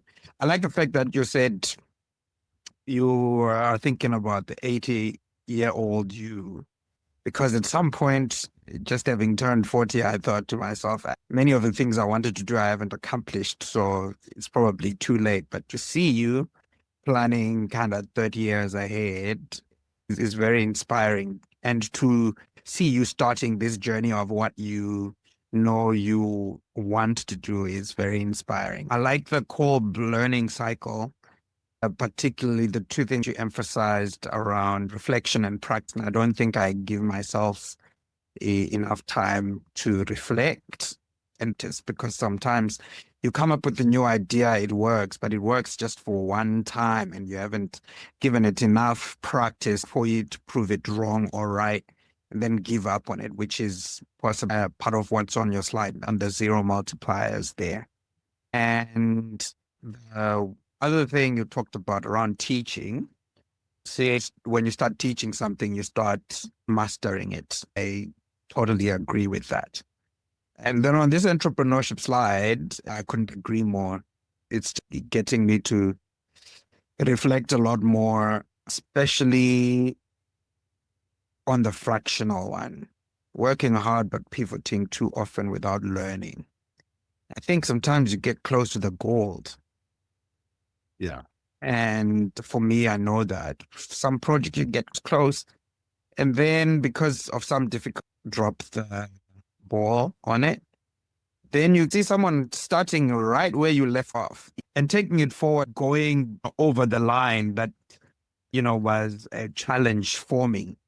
It's because I haven't taken time to really learn and keep going from the lessons before seeing the success coming through.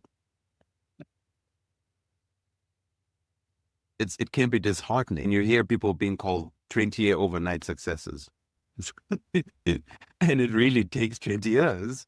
A lot of the time, people will quit at the 90th year. As to your point, somebody comes along, and because we all stand on the shoulders of giants, they stand on that person's work and finish the additional year, and all of a sudden, success. So I absolutely appreciate your contribution. Is there anybody else?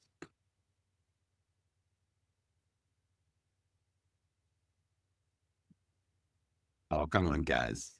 From my end, there's almost too much. That's why I'll just sit out for a while.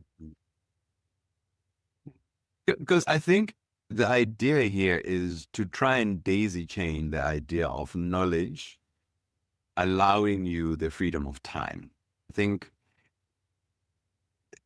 my entrepreneurship journey actually led me to a place where I had a little bit of freedom of time, enough to figure out the things that I wanted to do and the type of entrepreneur I really wanted to be and the portfolio life I wanted to create for myself. So I wake up in the morning and I'm busy with crafting the version of myself that I intend to be. And every day I'm just trying to put a brick. I'm not trying to do anything super fancy, just one singular brick in whom I intend to be. And it can feel almost too low, right? If you're looking at it from the beginning. But once you're in it, especially if it's something that feels like it's your life's work, the hurdle you have to jump over to be able to put a brick every day is you overcome that inertia. And you also have to resist the urge to do too much. Do just enough that you don't feel it's too much work, but at the same time, do it consistently. I think, once again, that chart I showed at the beginning is one of the primary drivers of what we should be doing here. Just do enough. Once it's clear to you, your intention, just be consistent. And one of the things that I would like is how people define some of these things. I'm going to butcher the phrase that this person used, but they said, I don't want to be called a person who goes to the gym. I want to be called a fit person. So all I'm going to be doing all the time is to do the things that make sure that I'm fit. It's the same thing with this. Do the things that align with the value or behavior or intention you have for yourself. And it might go slow, but eventually you'll get to that point where the flywheel just keeps turning. All right. I don't see any other hand comments, so I'm going to speak to vocation. Vocation for me is a bit of a toughie because you don't go to school for vocations in most cases. There's no formalized learning. The thing that you're built for just calls you. It's the thing that's the easiest to do for you. I was saying to someone when I started doing this work, I really appreciate the fact that I could speak for 4 hours, 3 hours, 5 hours, and I walk away not feeling drained. I walk away feeling energized. And for me, that was like, oh, okay, so this is really genuinely the thing for you. It's easy for you to do, and you can marshal your resources from inside yourself and put them out into the world without fear, without shame, without embarrassment.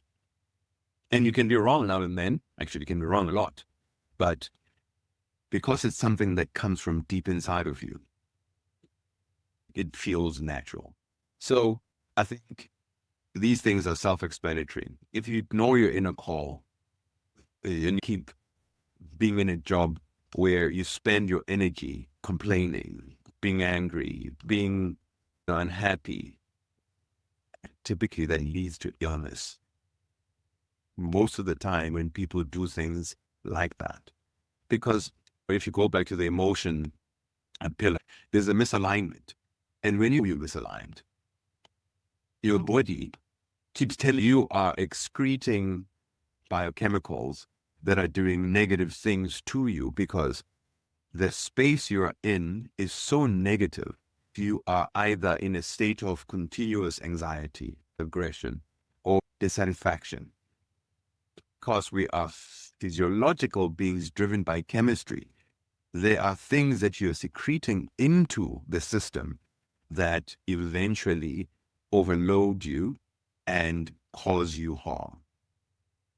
Now, the zero is obvious. You're like, well, I know that I'm supposed to be this. And then you sit in that thinking zone on the Kolb cycle. You think a lot, you think a lot. You don't try. Once again, I was guilty of that in my own life, where I wrote a bunch, I thought a bunch. And then 2018, 19, I then tried. I built my own website. It was horrific. But it was that point of, okay, there's a little bit of action.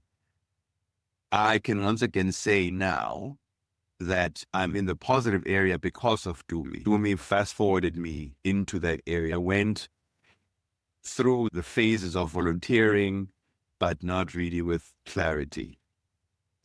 I found myself in service of many things, like where you found me, Brendan, as an example, was a voluntary thing. But that voluntary thing has had so many interesting externalities that has allowed for me to operate with positivity, with clarity of purpose, with a very clear, this is where I'm trying to go.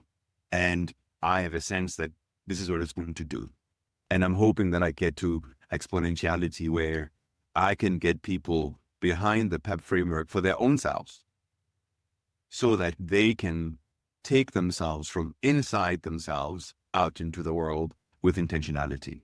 So vocation is an amazing thing and it can be so fulfilling. I think Priscilla probably can identify with this because she is operating in the neutral to exponential space with the contributions she's making to the youth.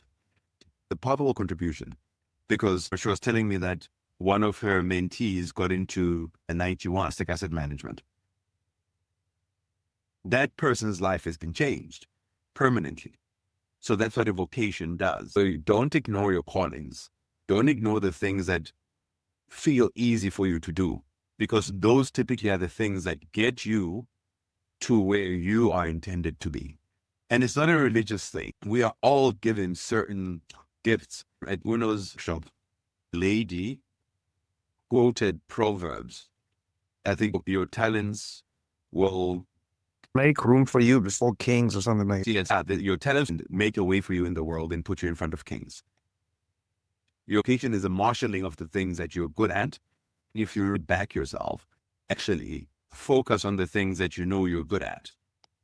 And we all do. Some of those things don't come with shiny things. They don't fulfill the vanity part of our lives. If you follow the balance that you're trying to create, that vanity might not matter anymore because your presence, emotions will come from inside out, and your prosperity will come from inside out. Whatever else everybody thinks about you, you don't give a damn things because they've got nothing to do with you. It's whatever they're thinking about when it comes to you. I really would encourage you to sit down, reflect long enough to get a sense of what your gifts are and what you can do with them. And those things would typically be the things that come easy for you. Those are the things that typically are where you're supposed to go. And once again, I'd like to pause here and see if there are any comments, contributions, please. We've got enough time, so if we can definitely go a bit slow.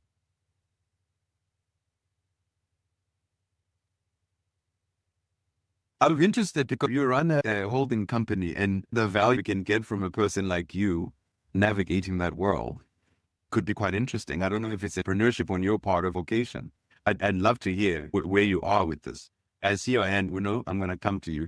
I want to see if Kia can add to the contributions. It's not entrepreneurship, it's a vocation, but also having been through the entrepreneurship process a few years ago, which was rather difficult. So it was intriguing earlier when we were talking about how sometimes we don't take time to reflect and you keep on and trying, which ultimately just exhausts you, right? And it pulls so much away from your energy until the time you just hit a brick wall and you just can't move anymore. So I identified so well with that comment earlier because it was only until the time I hit that brick wall and I realized, okay, there's no way to move. And I also just don't have it in me anymore to keep trying. So then you stop, you really look back at it, and then the mistakes you made, how you weren't ready actually for what you were trying to build at the time, how it also wasn't ready for you in a way. It's quite interesting for everyone who's trying to start a business and that and moving a little from corporate. I absolutely encourage, but I also think we don't do enough to sit back and reflect on the why you're doing this. 9 out of 10 times you're not going to get what you're looking for. You're going to get repeatedly disappointed until it finally happens.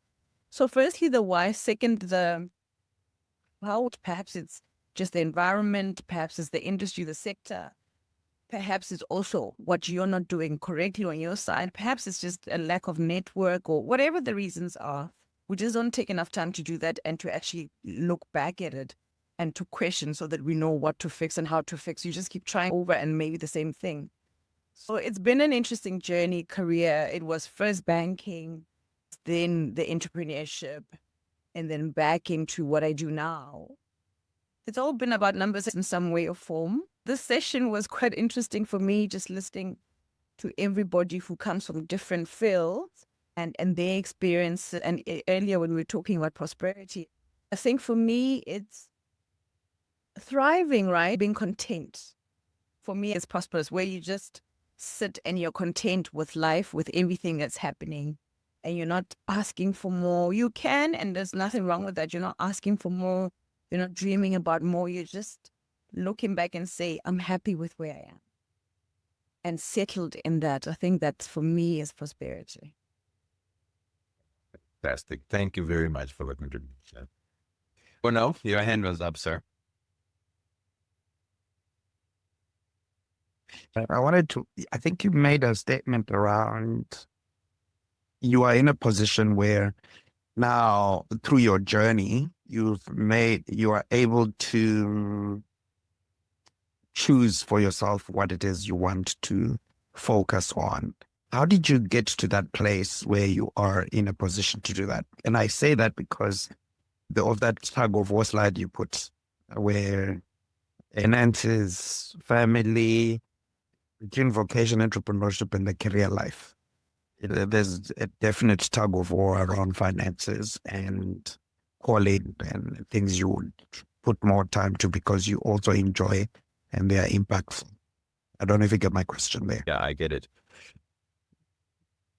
I think, and it's going to sound maybe trite, but it's luck. Genuinely, it's luck. I had no business finding myself in asset management. Like I said at the beginning, I went to aeronautics because of a very childish desire to be an astronaut.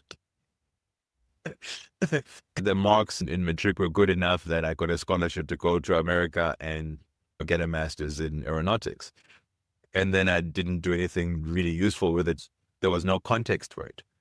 And so I pivoted into computer systems engineering. And that was great.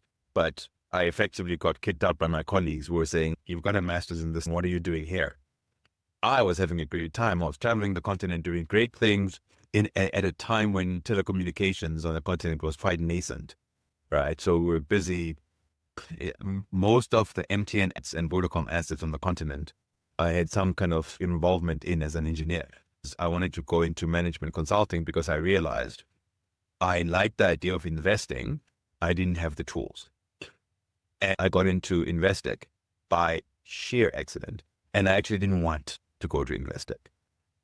I had heard some terrible things about the company, but they told me it's in Cape Town. I was like, oh, okay, I'm going. So the point I'm trying to allude to, is if you want to increase your luck surface area, one, there's a bit of preparation from inside yourself, right? The whole thing of luck is whatever preparation meeting opportunity. So if you want to increase your luck surface area, you just try stuff. But you know that you've got the ability to work, right? So you can push yourself, right? That then means whatever endeavor or domain you enter, you've got the capacity to deal with it. It eventuated in an improved or increased luck surface area enough that one of the businesses I got involved in eventually was mature enough that you could sell it and have a little bit of something that then allowed me the freedom of time. And I didn't sit on my laurels. I tried a bunch of stuff. Some of you that know me, I've got a hair products company, leadership coaching, a bunch of stuff, right, that I tried because it aligned with how I saw myself. But really, I don't want to take credit. That's why I believe in the benevolence of the universe, because I just got lucky. So from winning the ovarian lottery of being born into a family of teachers, to stumbling into the things I stumbled in over time and having the engine and the capacity to do the work just stood me in good stead. But I can give the two things: being prepared and trying stuff out. Not everything will work. I'm sure Kia alluded to the same thing just now, that you try stuff out. A lot of the time, if you go back to the Kolb learning cycle once again, the thing that we don't do enough of is the trying part. We don't do the sandbox stuff where we just try. That's the only thing you can do, right? If it's not for you, you'll know immediately. And your body will tell you. And it will tell you whether it's the context itself that's not for you or the domain that's not for you. So if the context is not for you, you change the context. If the domain is not for you, you change the domain, right? But a lot of these things, they really are just about endeavor. The ability to say, oh, if I die, as it were. It's not a very good and scientific answer to basically say it's being prepared and lucky. Do you have anything you want to ask further, Uno? No, I think it's straight on. I thank you for your answer. All right, excellent. Oh, I saw that your hand was up. Is your mic sorted out?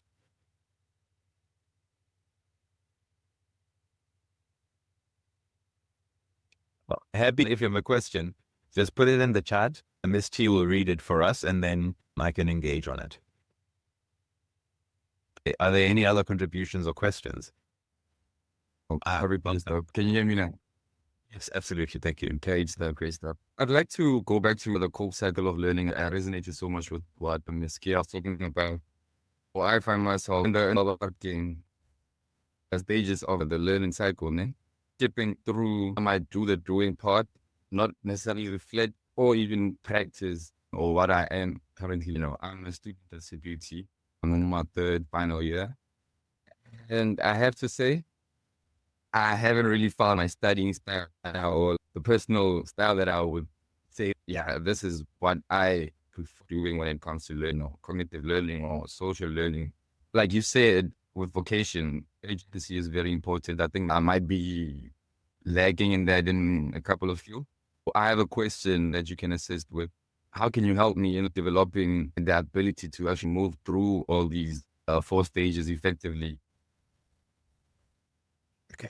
What I'll do, there is an exercise that you can do. And what you can do is send me your email address or phone number. And what I'll do is I'll send you it's a small little questionnaire. It's not very difficult. I think it's like a couple of pages. But what it shows you fairly quickly is where you are strong, which areas you over-index in, and which areas you under-index in. And then it's easier, once you've seen that, it's easier for you to then say, oh, okay, what actual actions can I take to improve? And a lot of them are actually reasonably straightforward. It's actually quite simple. Reflection is usually the culprit. I can say with high certainty, reflection is usually the culprit, because you do stuff, but there's no point where you can sit back and think, how could I do it? How could I do it better? Put your details in the chat, and Ms. T will share it with me, and then we can have a follow on a bit later, if you don't mind. Thank you so much. Excellent. No worries. Do you have any other contributions or questions? Yes, Brennan. All right. Yeah, sure. I don't know. I'm just scared if I don't say anything, I'm going to end up on a mountain of things I wanted to say. I want to also back the reflection part and how critical it is. So I have a folder like reflection session. It's been months since the last time I've been in there and typed reflect on what has been happening in the last months. But even just now reflecting on reflecting, I reflect on the fact that I started this business by reflect, on previous work and what can be learned and what I missed the first time. And then unconsciously going through that cycle of reflection and thinking. You said something earlier that really hit me. You went head, heart, hands, and you were lacking in hands. I don't want to go into it. I think it's something we can maybe talk about when we catch up again. But for me, I definitely need to show up a bit more with my heart. That's something that hit me. And from a personal level, what we're discussing now, I don't like entrepreneurship. For me, this really is vocation.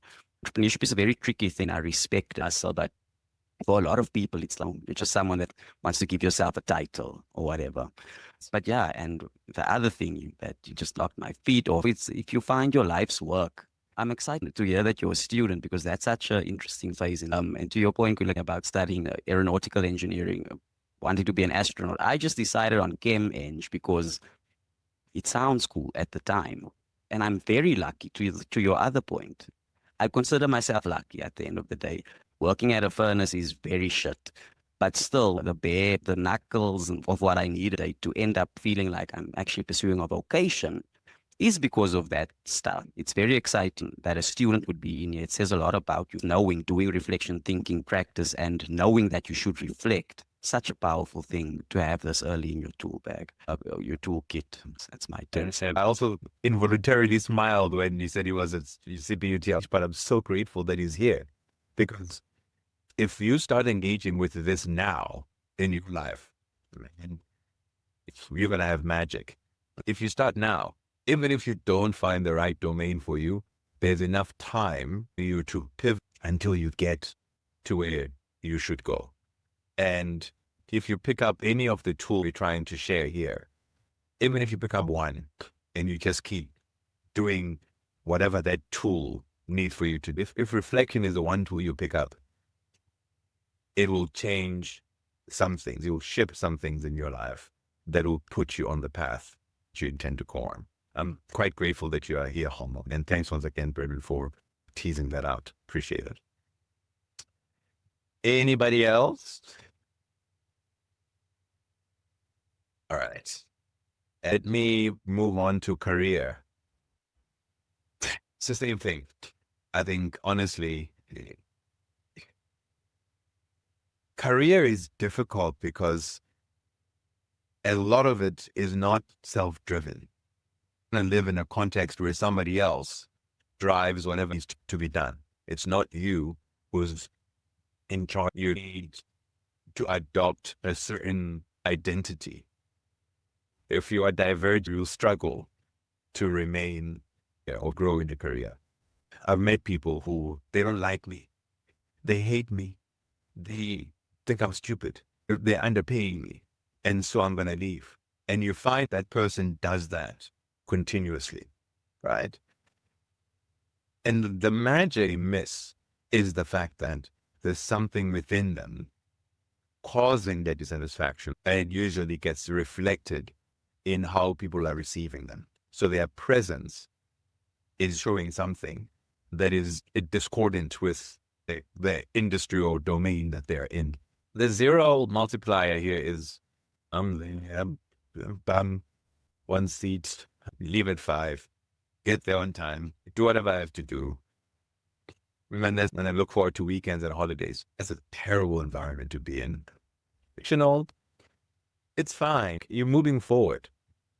But you're not marshaling the best of yourself. You're not throwing the best of yourself into this so that you can have growth, the exponential growth that will take you from wherever you are. You don't have the curiosity that will take you from your individualized role, where you have domain expertise, to the generalized role where you're a leader of people. And that's what career really ends up being about. Career is always about getting more and more people under your stewardship or your charge. And therefore, the tools that you need to be picking up are not singular tools. You need to be picking up literally a toolbox over time. And you're not picking up the toolbox from Builder's Warehouse that comes with spanners that you don't even know what they do.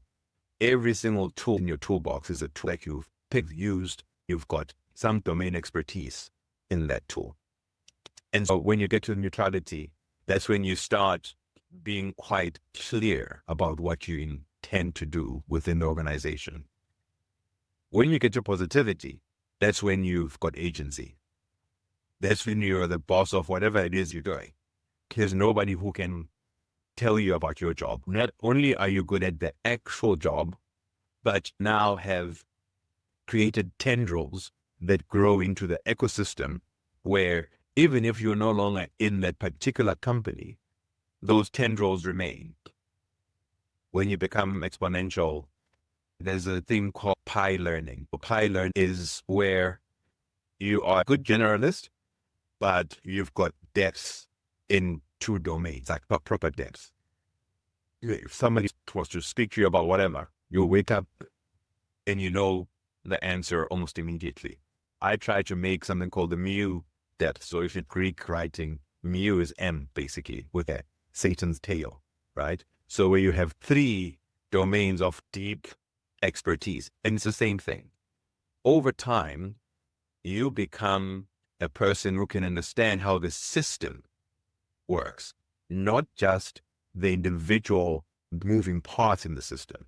You now have the wisdom to see the system from a metacognition perspective. So metacognition means you are able to be at the surface, but at the same time, you can see things from 20,000 feet. That's when you're exponential. That's when headhunters come for you because they know that you can be useful in any domain because you have this dual view perspective on things. I don't know if there are any questions or reflections or contributions on this. Actually, this is the thing that people want to be successful in their careers.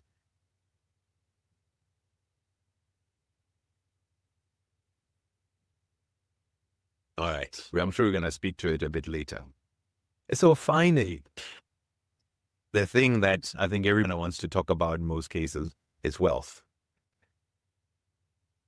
Wealth is an interesting thing. It's a relay you can win, right? And once again, the thing remains about consistency. It's about being able to generate wealth, manage it, convert it into tools and instruments that can time travel, that can move forward in time, notwithstanding your involvement and activity at the time. And then the obvious thing that we all want is the ability to transfer and teach our children about wealth. So it's a relay you can win. But once again, the thing that makes it challenging is you got to be consistent. And consistency is the hard part. It's the part that we all struggle with. It's much easier to see yourself where you went here. But that 30 years of moving from here to there is 30 years. There's the formal shortcut. We're fortunate to live in a time where you can sit in your room like I'm sitting now and become a billionaire. You can create something that allows for you to become a billionaire.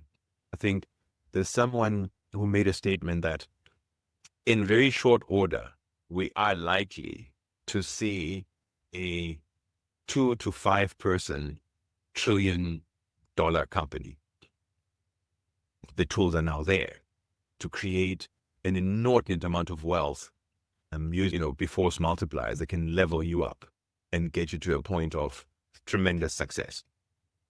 Now, generation is always the difficult part, and also because it is a foundational step, we get it wrong so much. So if you live with black tax, all of those things can create challenges in consistent generation of income. The ones who live in the negative space are the ones who just don't want to work. They become the burden to the family.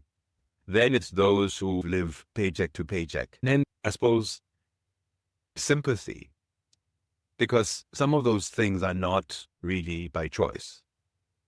Some of those things are because of the context. Some of those things are because of an absence of education. Some of those things are because you live in a space where the opportunities are just not available for one to grow or to have consistency.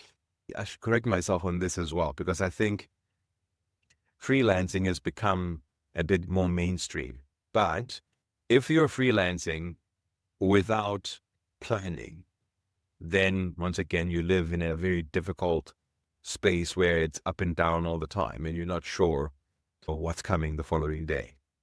Neutral is where you are in a job and your salary grows by inflation.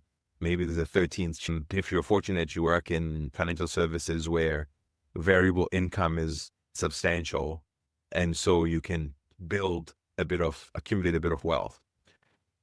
Once you get to the positive side, and I think once again, this is the thing that I want to stress, the idea of a portfolio life.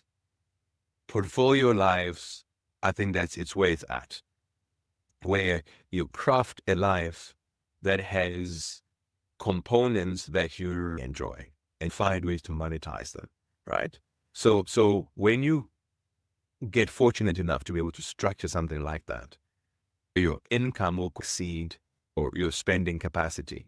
And if you're disciplined enough, it's where you improve the quality of your life beyond a certain point, where you don't start buying Bugattis and keeping 80 million rand in your house or millions of dollars under your couch, that kind of vibe, right? That's when you know your life is trending in the direction where freedom of time and the ability to self-author becomes the way of being. Exponentiality of your business just starts adding value to other people's dreams. It starts being fuel to other people's dreams. And you get to participate in that without necessarily needing to do the driving yourself. Generation is a difficult animal. There are people that really expend effort.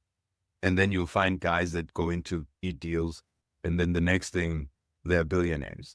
You can control what you can control, which is great. The intention should be to create for yourself multiple income streams, because you'll be engaged mentally in dealing with all of that chaos, but it will be moving you forward into a future that you prefer. Once again, 80-year-old you would look back now that you've got a 50-year-old history, 50-year-old business, 50-year-old track records, and thank you for having done what you would have done. Questions, comments?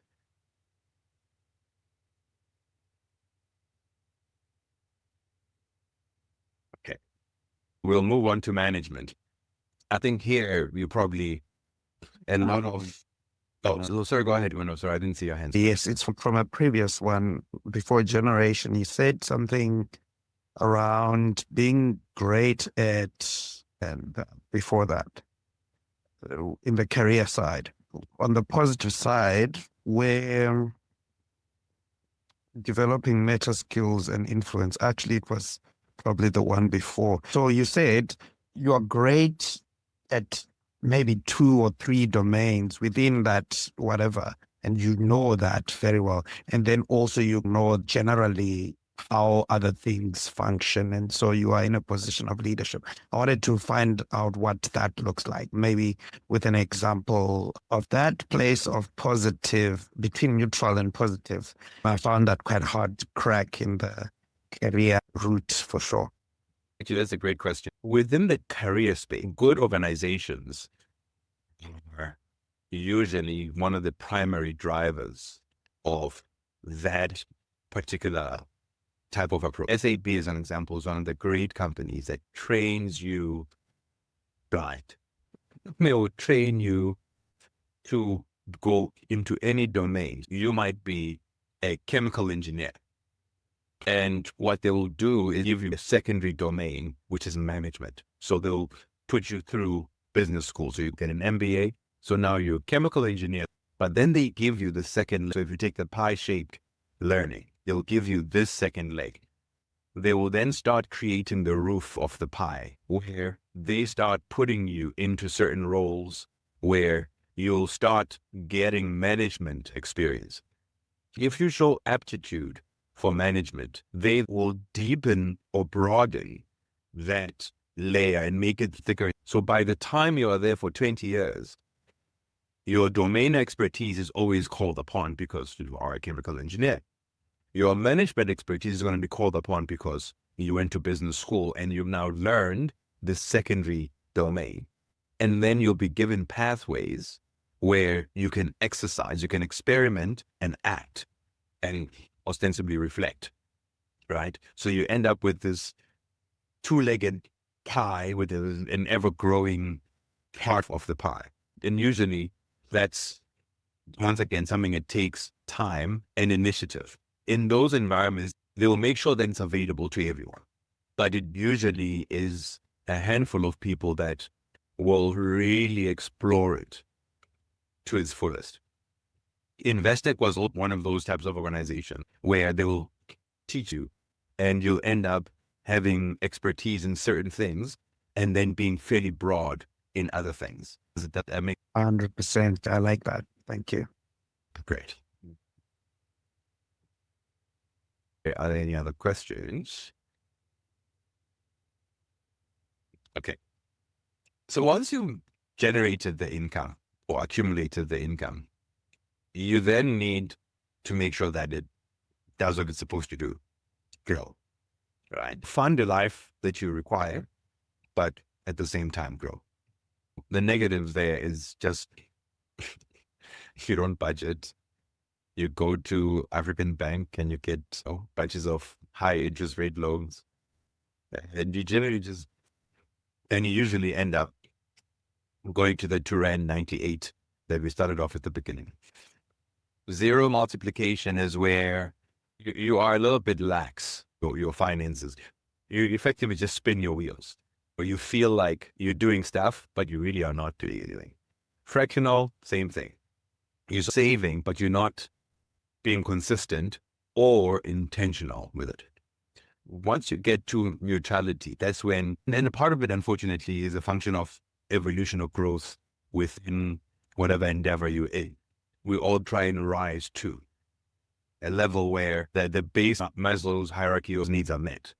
Then you've got the capacity to decide how to self-actualize. Do I save money to self-actualize at a later stage in my life? Or do I create intangible transformative assets like getting further education? Or do I spend it on cars? All of those things are a function of a level that you reach. But you're still required to be intentional about it. When you get to positivity, that's when you are switched on. You've got a private banker, you've got an investment strategy, and you've got a goal. There's a place where you're trying to get to financially. Exponentiality it's where you're managing real money. There's a thing I tried to do unsuccessfully, but I'm hoping it's going to be helpful. What happens when you grow your asset base? At some point, you grow your asset base on paper beyond reasonability. When you get to exponentiality, that's when you're a billionaire and really your life requires like 10 million and the balance of the money does other things. Okay. Legacy creation. This actually is into what I was trying to do with that spreadsheet. And once again, guys, forgive me. That's gonna be very, very weird and wild, but I'm hoping it's gonna make sense. And this is straightforward. People that don't plan for the future or they are wishy-washy about it. Once again, there's no consistency. Neutrality, that's when you're just doing your, and literally, that's probably the best first step because it creates a reflection environment where you sit back and you're like, this is what I've got. This is what I wanted to do. And if you don't have enough, you're like, I don't have enough. I must intervene.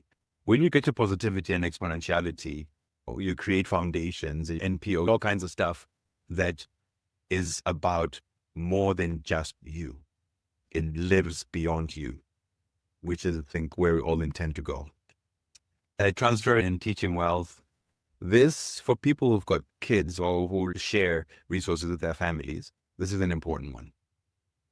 Most of us don't do this part. I got regaled about a story by Patrice Motsepe's kid, who is the chairperson of Sundowns, the Patrice's football team. They say that kid is amazing. He's gracious, he's curious, and he's like in his 20s, I think, but he's got gravitas. He's got a curiosity about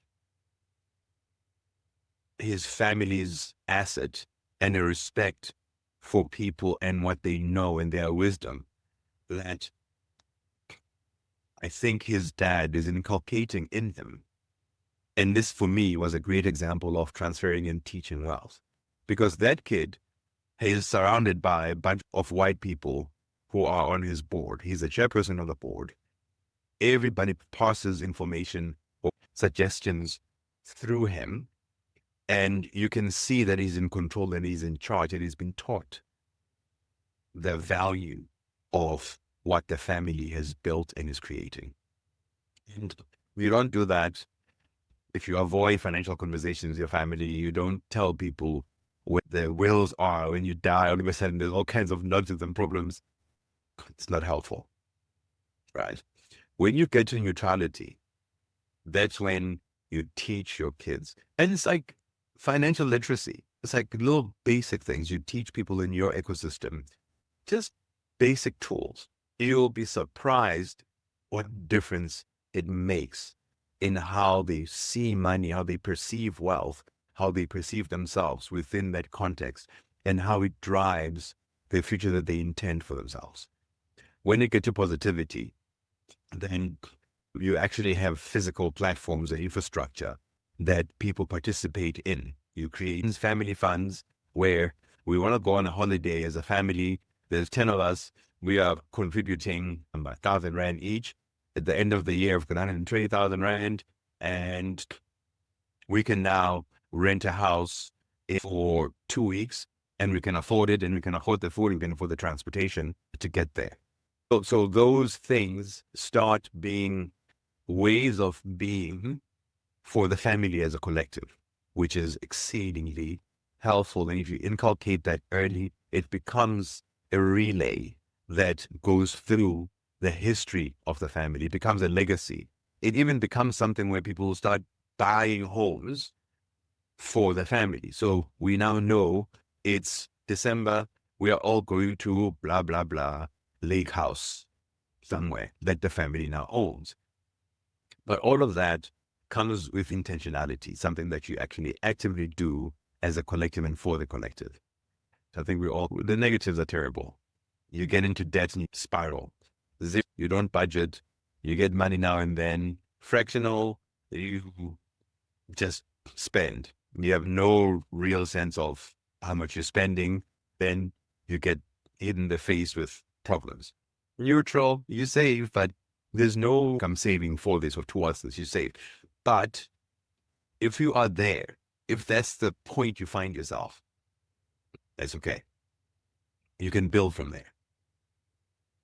The first three are problematic because they will have an effect on your life, on the emotional part of your life. Because we talk about balance here, you will find that these types of things will put you off kilter.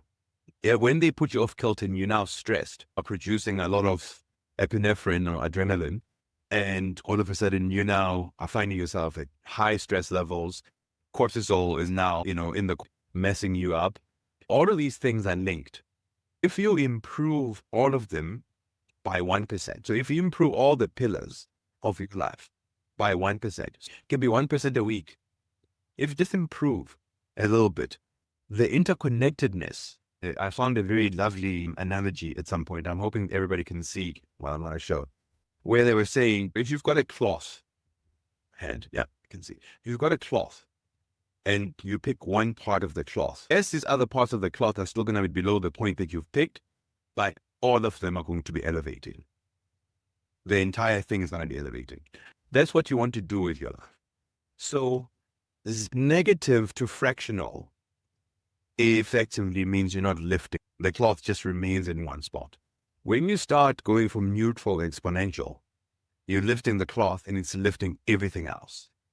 So you end up with a situation where broadly you find balance, and that balance, I think if I'm going to use Ms. Kia's term, you find yourself thriving and being content. And that's an amazing space to be. All right. So let's integrate it. So this chart didn't do what I wanted it to do. I'm going to unshare for a second and then go into a spreadsheet. And then we're going to have a bit of a chat after that. So at a point in my life, when I was trying to understand legacy, I think the balance of us think of life maybe up until here, like 100 years. And so I was saying to myself, if inflation is 5%, because what inflation does is it basically says your consumptive power, if you remain your consumptive power, if you have it growing at whatever inflation is, you consume it for one person. The moment you can save, or the moment you can have growth in your asset base, and that's above 1%, it'll take you 100 years to be able to consume for 2. If you now are at a point where you are generating 5%, so 10% will be 5% more than that 5% inflation I spoke about. You now can create the consumptive ability or consumptive power of 100 people. If you go to 15%, so if you are now able to generate 10% above inflation, or you can create consumptive power for 9,000 people. The point I was trying to make here is when you grow wealth, there is obviously that upper limit you hit as an individual where you cannot consume, or you can't sleep on 10 beds at the same time. You can't drive 15 cars at the same time. You can't eat 10 steaks at the same time. So you now have the consumptive power of 9,000 people. This is where the interpretation I had in my head about what intergenerational wealth was about. It was that over a long time, if you can find assets, curate assets that can grow at a certain rate, and you've got a certain discipline, which is what the last slide on the presentation spoke to, we're transferring wealth and the necessary disciplines, you can get to that point where you start having the consumptive power of more than, if you get to 20%, you can have the consumptive power of almost 630,000 people. This means you can start controlling things. You can start having impact beyond yourself. And all you have to do is be consistent. There are people today who have billions of pounds, dollars, etc. That is from intergenerational wealth. They work on the magic is understanding that over time, if I just keep being consistent with creating wealth and saving it, one, it creates more pathway for me to generate more wealth. Now, the reason why I was saying at some point it gets to be a bit unreasonable, once you start getting into 300 years, you're going to have more consumptive power than all the people in the world, which wouldn't work. But the math itself tells you the story. The story is, if you save consistently, you create frameworks and systems that allow you to pass prosperity to future generations. You make it easier for them to also self-actualize and ostensibly create more wealth. I don't know if this makes sense. It makes sense to me in my head, but I don't know if it makes sense to everyone. I would any questions or comments or suggestions as to how I could do it better. I mean, does it make sense?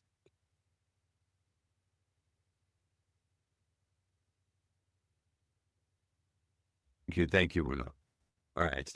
I think we're all a little bit tired. We're coming to the end of the story here. I thought we were going to have lunch, but maybe we shouldn't. Maybe we should just get it done because we're close enough to finishing. So I think the intention of this was just to indicate that consistency can have really long-term impacts and effects that can affect not just your current generation, but generations into the future. Now,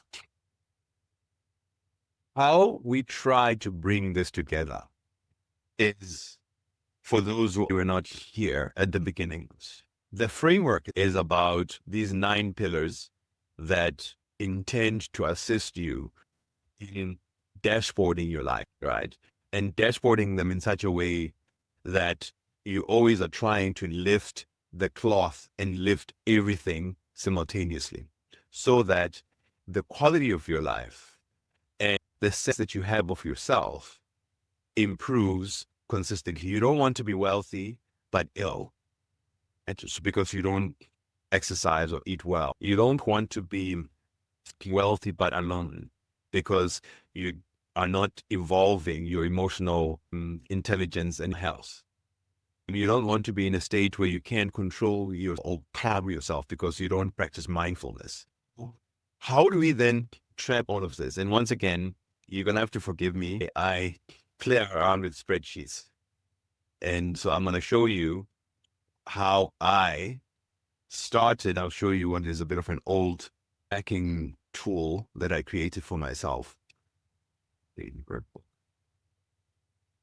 Is this visible? Can everybody see this? Not yet.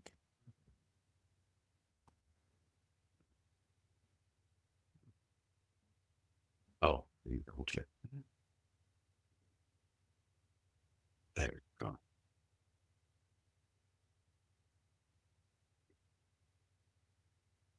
Okay. So some of you who were here before would have seen, right? And the intention is this should end up with an outcome. Now, this was my outcome. I am sure there are much better tools out in the world that try and keep track of what one does.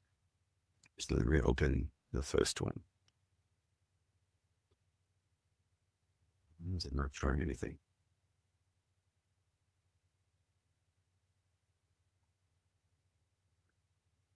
I think my computer is now tired. I'm not sure why it's not showing this one here. Oh, renew it. There we go. Okay. So the way that I track all of this for myself, right?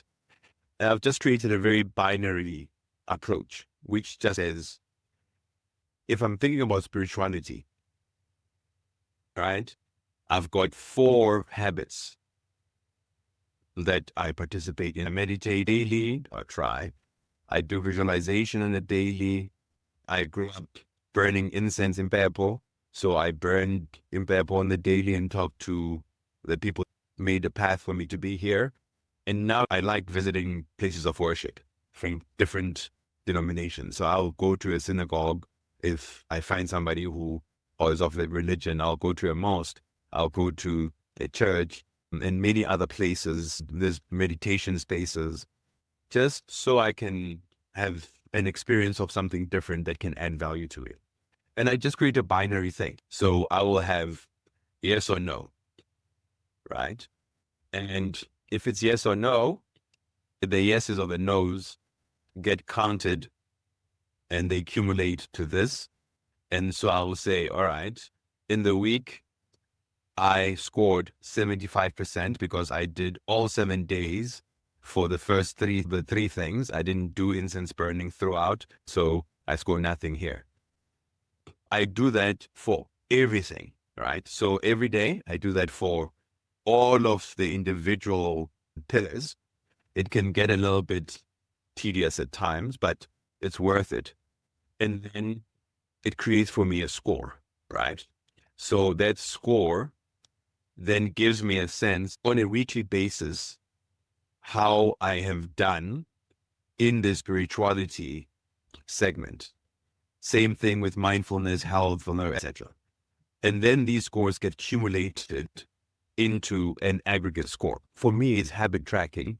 And it actually becomes a bit of a bully because if I don't do this, then I get a sense that this is missing in my life. I try to be as consistent as possible. Inadvertently, the habits end up being performed. And sometimes it can feel a bit shit, to be honest, because I want to do this, but I'm going to have to do it. So I've been doing this for quite a long time, and it's so helpful because I know I can identify where the problems were when I get a terrible score like 90 or when I get a high score like 74. I know how I was feeling then. And I was in Joburg for the last couple of weeks. And one of the things that was terrible was it threw me out of my routine.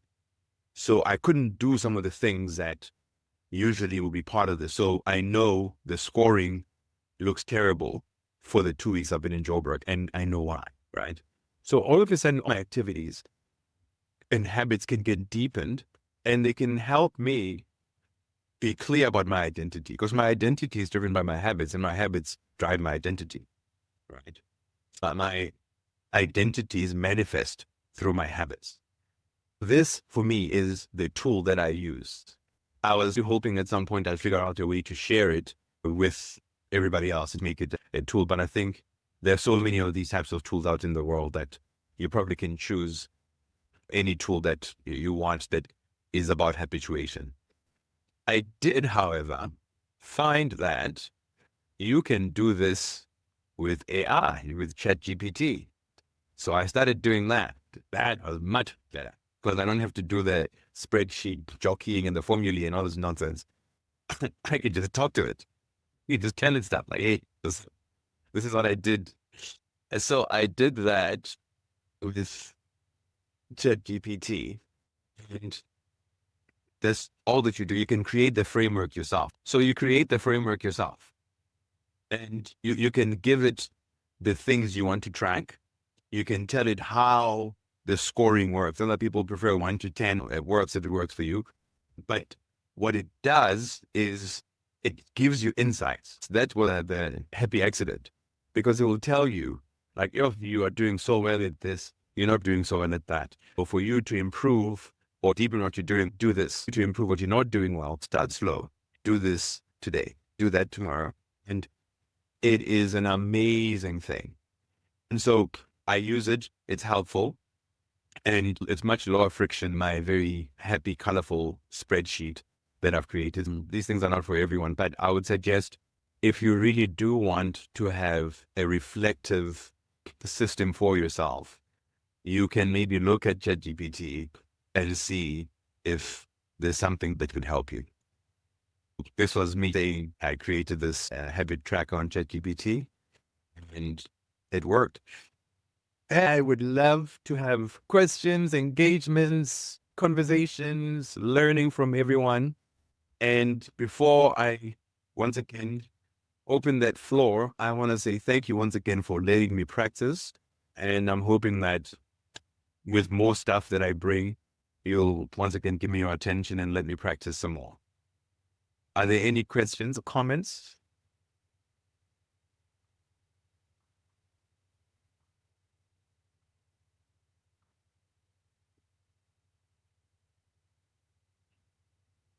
Katie, I just feel like I want to ask you, where have you been all my life? I feel like we all just need this to just help us make sense of how life works, how all these components actually work together to form you, whether it be the emotional side, whether it be our prosperity part, it's the spiritual side, everything. I really never could have thought that thing is so interconnected. Even the when you transferred through to the wealth aspect, and I now understand why you left that for last, because it was the whole foundation that came from the beginning with the path of mastery that kind of sets up to this whole generational thing. For some of us, it's a very nice ideal to want to have generational wealth, but you're not seeing what the impact of what you're doing today has on that dream or idea. For everyone, say thank you for mentioning your website. While we're in the session, I actually managed to find your website, and I saw that there's a lot of helpful tools, blog, and things there. I really want to say thank you, because I feel like I've lived and encountered all of these things, but the way you've gracefully put them all together, I really see that this is going to impact so many people. So thank you for using us as guinea pigs. I was honored to be in each and every session. And I would love to leave you a nice review because honestly, I'm now ready to start looking at ways to actually apply this. I love the fact that you brought in the ChatGPT factor because I did see the habit tracker. It's hard to be consistent on the habit tracker, honestly. Now that I know you can engage it in a new way that makes it simpler and more interactive, very helpful. Thank you so much. Thank you so much, Irene. And thank you for coming through like you've been coming all the time in the engagement. Amazing. Thank you so much. I And appreciate that's it. Katie, and only to me would know that this literally came at the perfect time of my life. You know, when I saw that whole tug of war thingy going on between entrepreneurship and the vocation in your career, it's literally the space that I've been in my life and trying to figure out my way from there. Sessions have been really helpful in doing that. So thank you. My pleasure. Oh my God, I'm so grateful for that. Thank you, Miss Tina. I see the contribution in the chat. Absolutely amazing. Thank you so much. Anybody else? Comment, question? Hi, Annie. Just of gratitude. Thank you so much for this opportunity and the data you've been sharing. My big takeout, and there's three things that I've highlighted, which was entrepreneur, vocation, and career, because I'm also in that space where what's next for me. But for me, there's two things stood out. Intention, as to be clear about what my intention is in whatever I do, and then be consistent. As say anything, if you're consistent in whatever you do, the outcome can only be positive. Intention, and then be consistent. Thank you so much. And thank you for everyone on the call and for allowing me the grace to be here. Grateful.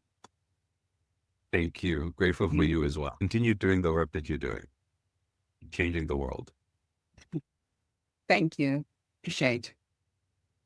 Also, just could express my gratitude. I'm very sad that I only knew of the last session. You should also post on WhatsApp about this because I'm sure I would have seen it had you. And I'm here because I met you once and I was like, great mentor. And this has just cemented it. I just not to get technical, that pie thing you just talked of. To me, what's becoming clear is your deep expertise is like you're an engineer, but you're also a yogi. You know, back to you like to think, but you're very good at. This was stellar. This was amazing. Thank you for doing this. Thank you for putting this out into the world. Thank you for coaching.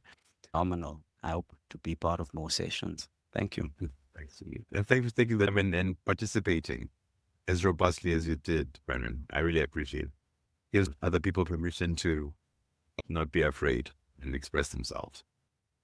Much appreciated.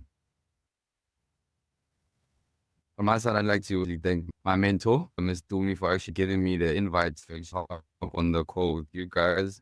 And I must say, the holistic approach you went into explaining not only wealth management, career growth, all these things as someone who's newly in an industry or going into a new industry. This was very informative, and thank you so much. Thank you for attending. Yes.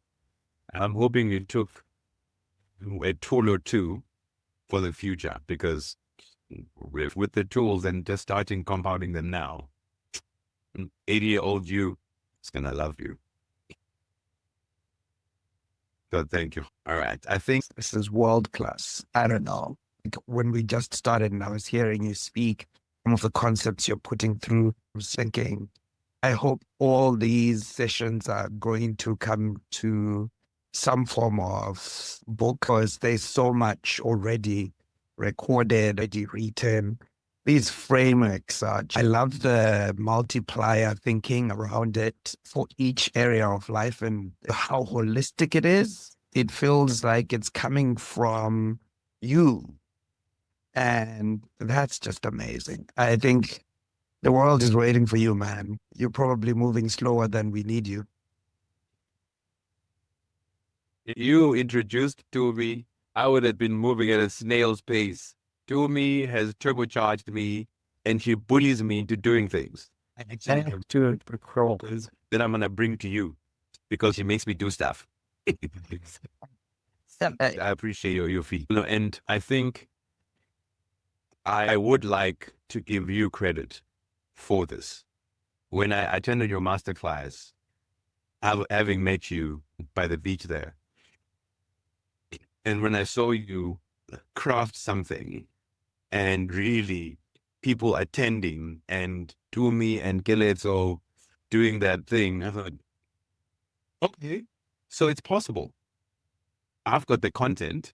I just haven't been active enough in creating the pathways to get it to people. And then Tumi came and she like, you're going to do this, you're going to do that. Yes. Yeah, you just haven't been bullied, huh? Yeah, I had not been bullied. And she's so sweet in her bullying too. She bullies you. Okay, too. But I really appreciate you bringing her into my orbit. I appreciate the work that you do as well. I'm appreciative of you so much. Thank you for elevating me and allowing me to be as brave as I've become to be able to do this. And I'm maybe not as brave as I should be yet. Thank you. I appreciate it. KD, it's been an absolute honor, and the feeling is mutual. I've learned so much, even just as a brand new entrepreneur. It's been great learning so much from you, and essentially we grew together. So well done. Hashtag we did it, Joe. So proud of you. I love it. All right, guys.